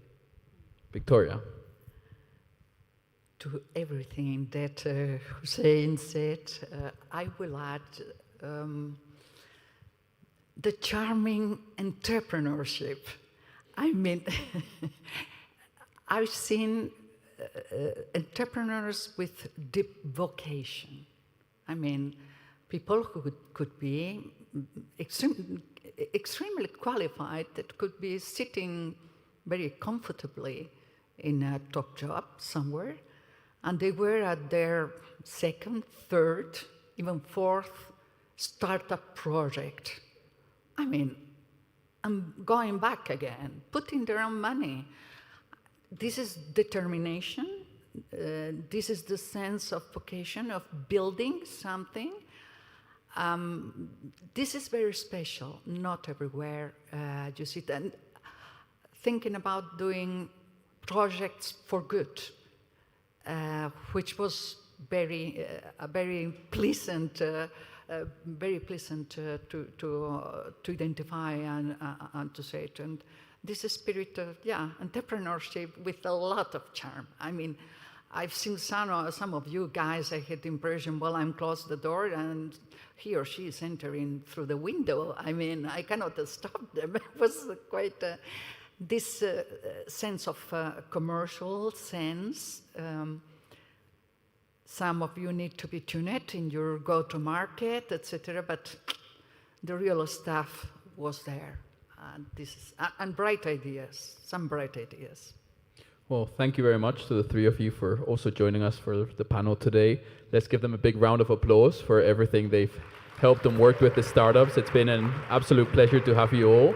And we're ready, right? I think we are. We're ready to get off stage, I mean. Right? You're anytime you want. You can hang out with me on stage too if you want.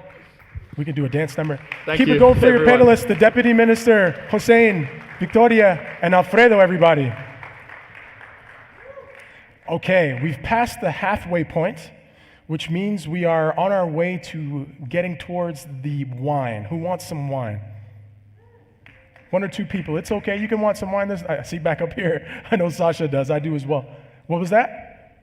Yes, definitely. All right, you and I will have a glass of wine together. Okay, so what we're going to do is commence with more startups coming here, but I want to share a really quick fact that I read this week that I think you might enjoy. It says that 2 minutes of sun is the equivalent to an entire year of energy needed in the entire world. That's all the air conditioning, all of the power, and anything else. So I want you to think about that as these 2 minutes, each of these 2 minutes these startups I need you to have an incredible amount of energy for. Can everybody do that? All right, we're almost done here, I promise. We're finishing up, and we have some great companies coming up for you. Are y'all ready for your next entrepreneur? All right. Please make some noise for the CEO of Hoviv, Mr. Aren Avetisian, Van Avetisian. They're trying to catch you, run, boy, run. Running is a victory, run, boy, run.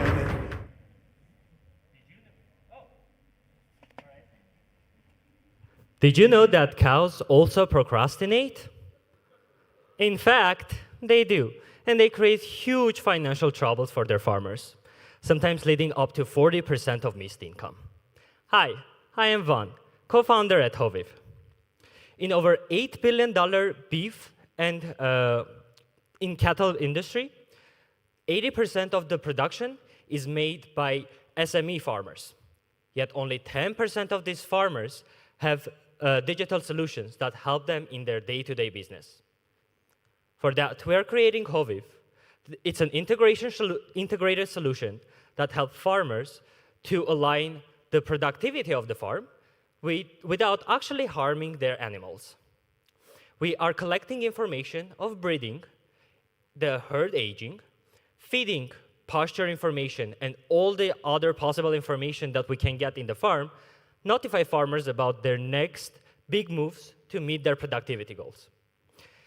Currently, we are standing in our roadmap on our first version of MVP that will launch during these 3 months with Plug and Play. We started with 2 early adopters, and we're going to have our first paying clients in March. Our team spans from farming, artificial insemination, data engineering, and technologies.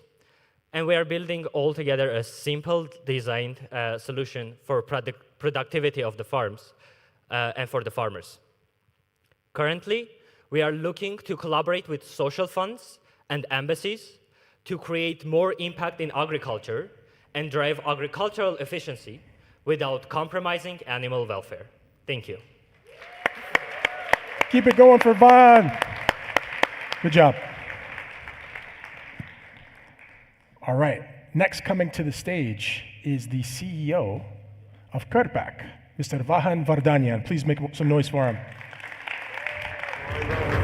They're trying to catch you. Run, boy, run. Running is a victory. Run, boy, run.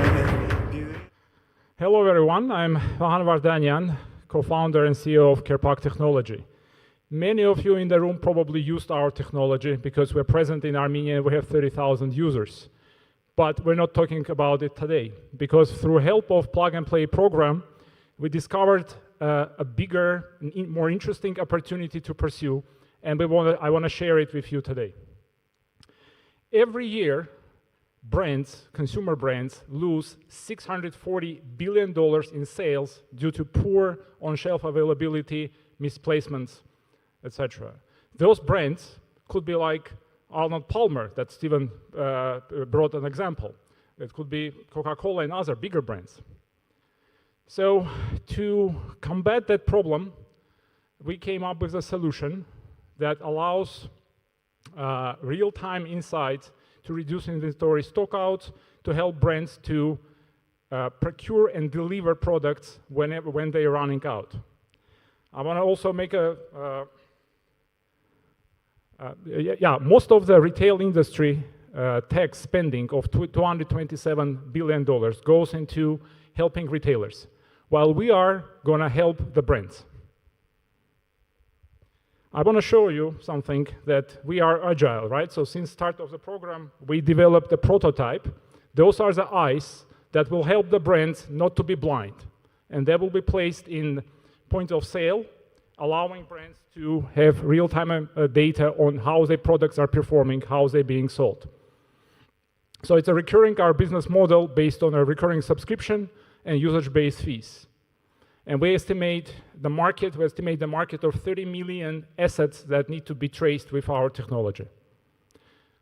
So, and we plan to reach 10,000 in 1 year time. So we have partnerships, channel partnership, direct to sales to consumer brands, and with the team and capable team, I'm sure we will reach our goal in no time. Thank you very much.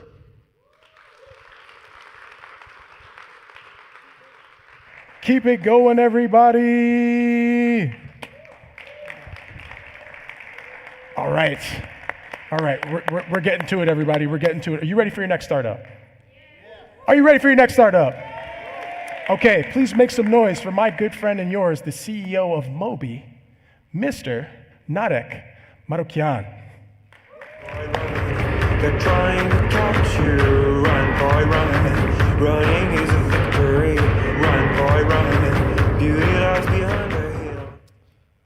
Thank you, friends. Hey, my name is Narek. I'm a co-founder and CTO of Mobi. Imagine you just arrived at your mountain vacation rental place after a long flight. It's 2 a.m. and you've been exhausted and you're trying to find a heating place, how you can turn on the heating place. And you're flipping through the guest book and looks like you are not able to find it out. And your host is not responding and you are stuck in this cold place. Now let's flip the scenario. You're the host and your phone is buzzing at 2 a.m. with the same heating question you've been asked about for about 100 times. And this is just one of many repetitive questions that you might be asked about during the week in different languages and during off hours. And that's why we built Mobi, which is an AI-powered travel concierge, which is built to transform how the host would communicate with their guests. And the magic would happen instantly.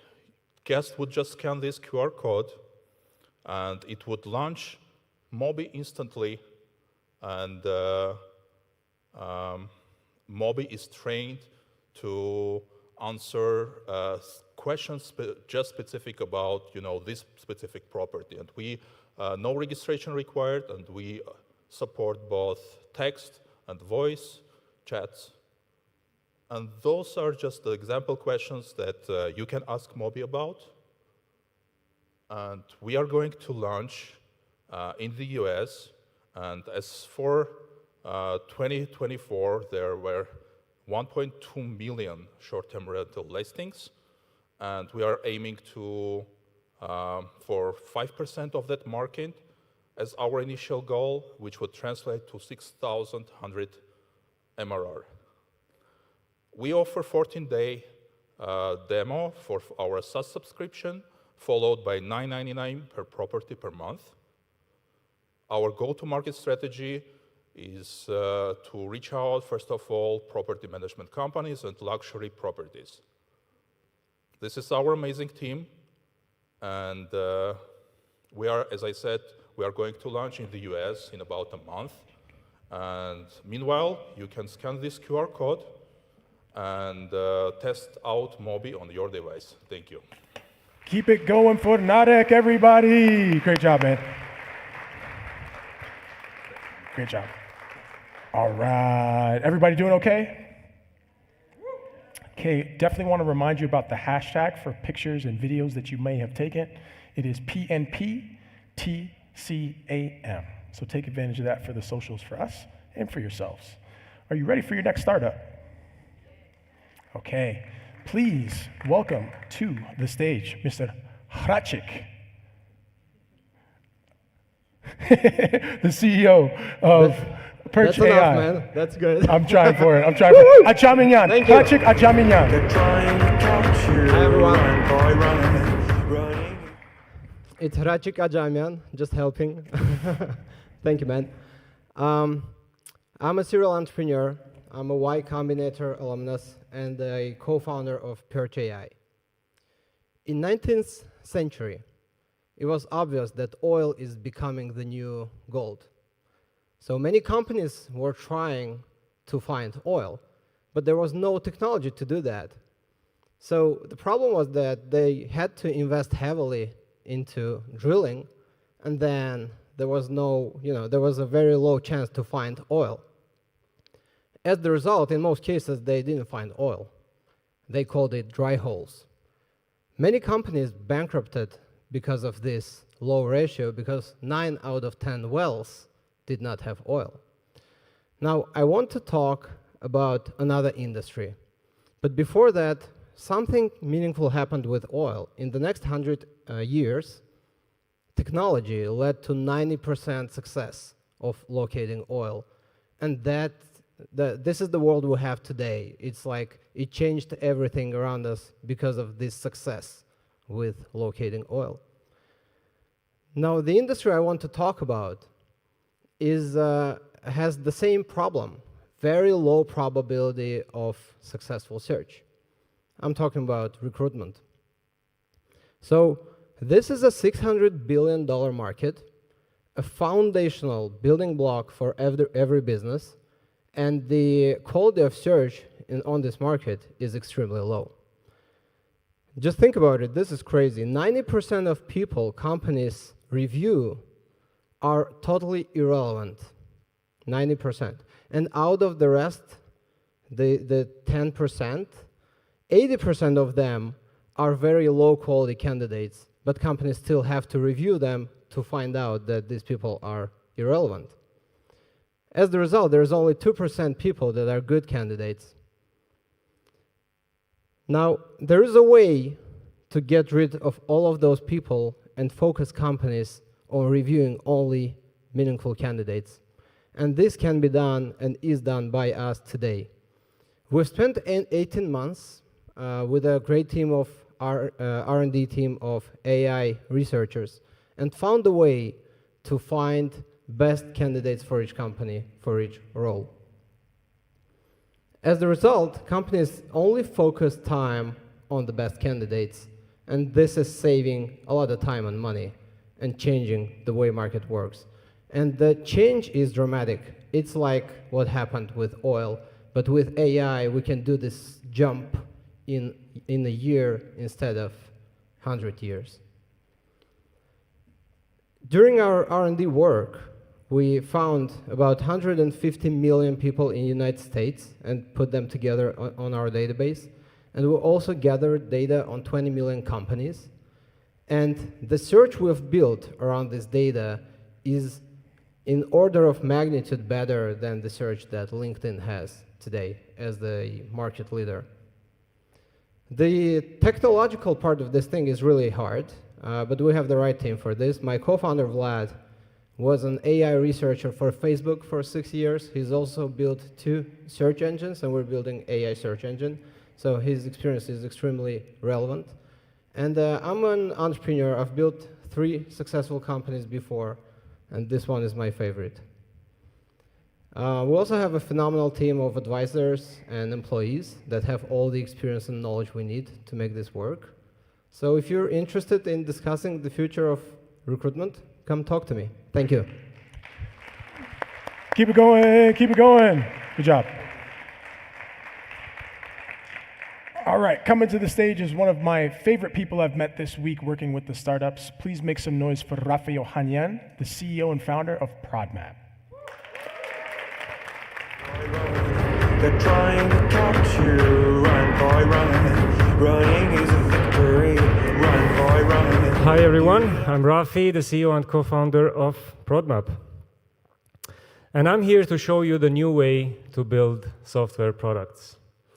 So my last 10 years have been in software development, in product management, and I have learned 3 main lessons that I want to share with you today. Roadmaps are always outdated, they're always wrong. Almost no project is delivered on time and on budget. And after you wait 8 months for your product, this is what eventually it becomes. So it's not that exciting.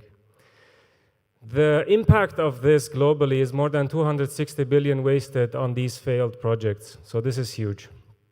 So the future is about product building. It's not about just management. And the future is ProdMap. The way we do it differently versus other project management or product management tools is that we focus on the building aspect and not on the operational or administrative part. So the way it works is that we integrate with the tools and the knowledge areas that a company has. We build a centralized product brain, and this is where we clearly understand what are your products, your competition, your market, your goals, the opportunities, and then we give you AI agents to automate ideation, building, and monitoring how the execution is going. We have benchmarked our solution with a Fortune 50 company. We have successfully reduced their planning cycle by 80% and effectively saving 1 month of time for each PM every year. And in Comcast, there are more than 700 PMs. So the good part about this is for any corporate thinking about integrating AI, that ProdMap works on top of your existing workflow, so you don't need to do any painful major changes. So let's build amazing products together, and if you're interested, you can scan the QR code, and I'm happy to give you a demo. Thank you. Keep it going for Rafi, everybody. Great work. All right, we're going to keep it moving with our next startup. Are y'all ready? Okay, let's make a warm round of applause for Diana Oganessian from Sestiv. Hi everyone, I'm Diana Oganessian. I'm serial entrepreneur and co-founder and CEO of Sestiv. And at Sestiv, we are solving the effectiveness problem of psychotherapy. I'm sure that not everyone is aware that during the last 40 years, the effectiveness of psychotherapy hasn't changed much. And this is a huge problem because psychotherapy is one of the main tools in mental health. Imagine 40% of the patients just dropped the psychotherapy process without being treated properly. 45% of mental health professionals, they're facing burnout during 2023 and 2024. They have only 7 minutes between the sessions. They have daily 8 sessions instead of 5. And they have 38 sessions before seeing the same patient. So they are overloaded with the reports and cannot concentrate on the process itself, like during their session. So Sestiv is AI-driven intuitive workplace for psychotherapists. It's one-stop shop for psychotherapists with AI the background and very intuitive intelligence upfront. So it's really changing the game. We have 75% of active users. We already closed our pre-seed round with 4 million valuation. We just launched our payment flow and already received our first paid customers. So this is our team. We are very well equipped with the corporate knowledge and good to go further. And a little bit about plug and play, guys. It is really a huge fun, but also we received the best advisor and investment for Saudi Arabia. Hello, Dr. Fares. We received the best advisor from Denmark, Lars, for BI. And we really met recently the best and biggest insurance company from Ireland. Thank you, Katja Roshkova. And as a bonus, from Sunnyvale, we are going to work from Plug and Play office during our trip to US. So thank you very much. Keep it going for Diana. Nice job. All right, we're gonna keep it moving. Everybody doing okay? Everybody doing okay? All right, please make a warm welcome for Rafael Hasabian from Taktun. Hello. They're trying to catch you. Brain for machinery. Look around. There are so many machines around us in agriculture, construction, factories. All these machines have the brain inside, so-called controllers. It requires some kind of a software to interact with those machines that help us to use those. Machinery manufacturers spend more than 40% of their expenses to make that software and hardware to interact with each other, to make it compatible. These machines are becoming even more. Now, billions of autonomous robotic systems will be there once AI, physical AI, is advancing. Taktun is bridging the gap between the software and hardware. It's an environment for machine manufacturers to create the end-user software application without any line of code being written. And it's the brain of the machines. Manufacturers will be able to reduce their expenses by half and make the machines 5 times faster. Our revenue stream consists of platform as a service subscription and quantity sales of controllers. This comes out to be $700K annual contract value for us. 48 billion is the market opportunity for Taktun considering our revenue streams. We have got 12 professional, experienced engineers and team who cover automation, software, and hardware. And you can see some logos from my previous company, and some of those companies are now onboarding to become customers of Taktun. We have got 4 customers today, and it's from 2 different verticals, generating 240K of ARR and making more than from 5 million pipeline. Here we go. Machinery is going to become much smarter and let us have more time to have fun and joy in the future. If you are interested to learn how Taktun is doing this, come, click the link and contact me. Thank you. Keep it going for Rafael. Keep it going, keep it going. All right, we got 2 more startups to go. Can y'all hang with us for 2 more startups? Okay.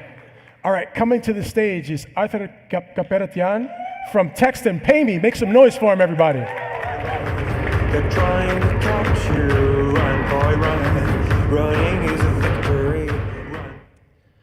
2.5 billion banked adults avoid using banking apps. 270% increase in social engineering scams. These are staggering numbers, a silent crisis in the world of payments. Why? Because the experience is broken, it's fragmented, it's complex, it's disconnected from the way we actually live our lives. In 2013, WeChat embedded payments directly into its messaging app. Brilliant, right? Over $25 trillion processed to date. But here is the catch. It only works within their ecosystem. The world needs a solution to unlock this potential across all platforms. And that solution is here. I'm Arthur, the founder and CEO of Text and PayMe, a B2B payment keyboard SDK that seamlessly integrates into banks or telcos' mobile apps. It lets their users send money directly in any messaging or social media application. Need to send money on WhatsApp? No more app switching. Just select the receiver, amount, and verify. But we're not just about convenience. We're about innovation and security. Apex F is our proactive security layer that prevents social engineering scams before they happen. This is the future of security, and our traction speaks for itself.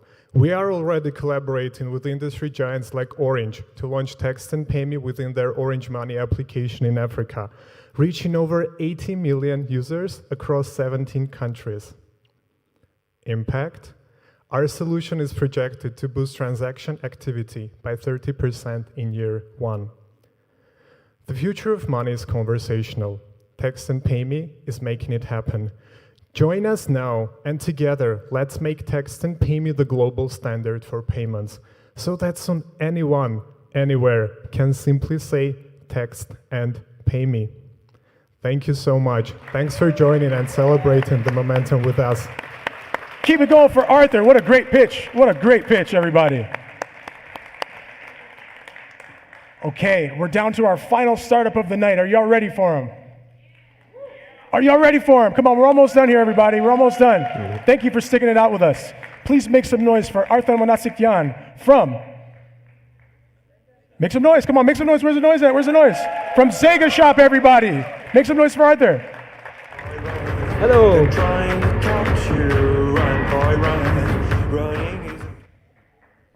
Hi, I'm Arthur, founder of Zega Shop. It's an AI website builder with growth strategy.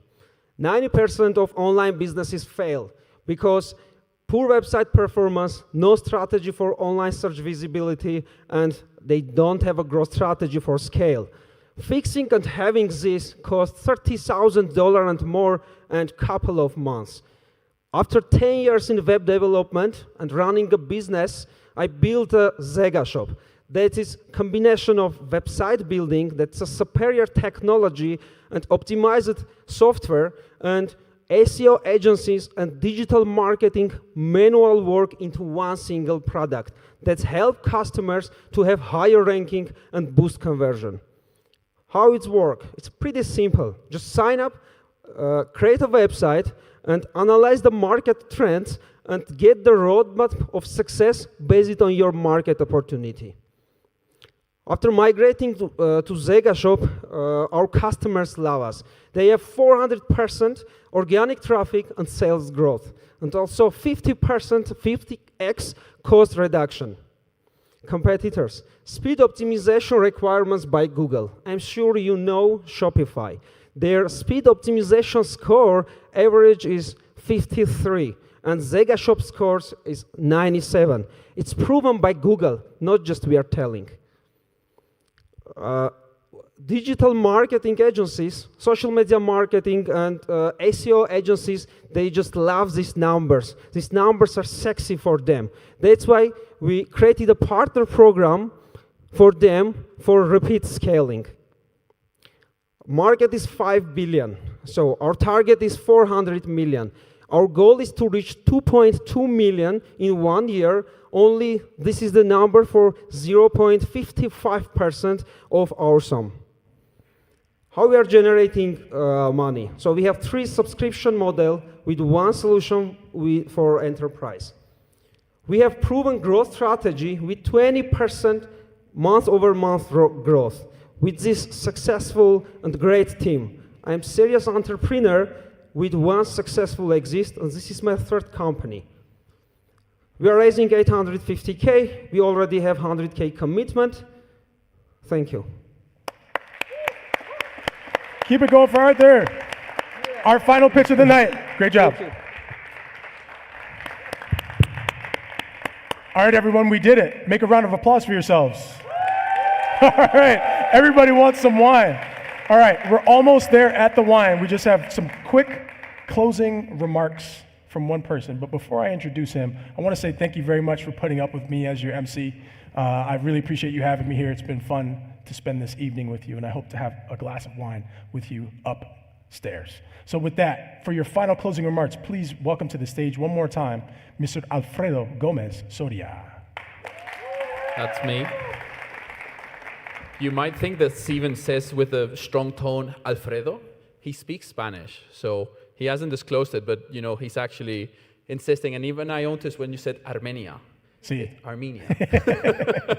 But most of you guys have seen us, have seen me today, have seen the minister, deputy minister, but there's been especially two people behind doors that you might have not seen. So I would like those two people to come on stage. Those persons are Eleonora Boni, who has been running the program behind doors, as well as Hegine from the ministry, who has been hiding there. So ladies, it would have not been possible without both of you to have you on stage, as well as with the rest of the Plug and Play team that I would like them to come on stage as well. Sasha, also from the ministry, Ruben, minister, as well as our 20 amazing startups we've had today. Please, all of you guys, come on stage. Let's have a final group team picture as well.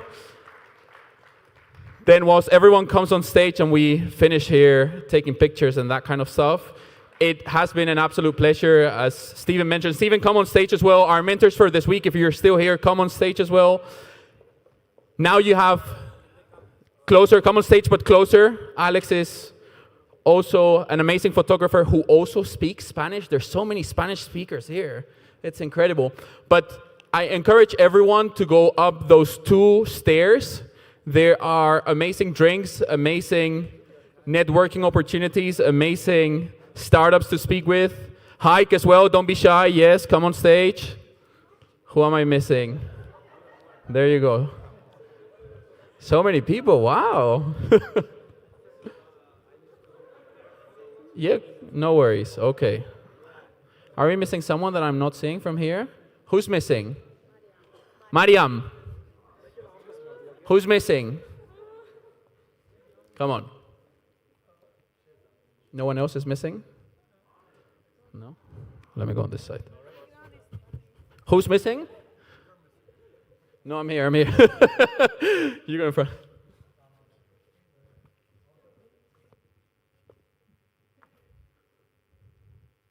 Wait there, because someone has been hiding as well, and she just looked at me. You've also been. Yes, you. Yeah. You've played a key role in enabling every week meetings, so.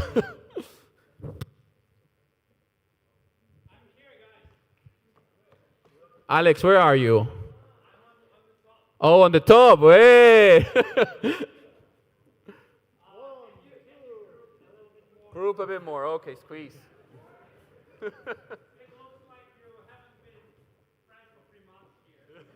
Don't say that. Everyone one step?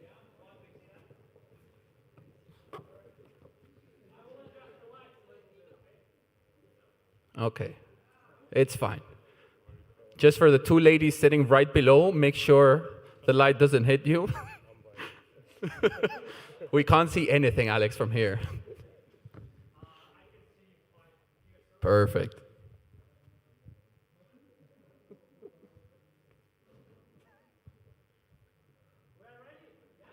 We're ready? Woo! Let's do a fun one now. 3, 2, 1. Burn! Thank you, everyone. We are very much looking forward to the future. Please enjoy the rest of the evening, and we toast to everyone. Their time to stop you.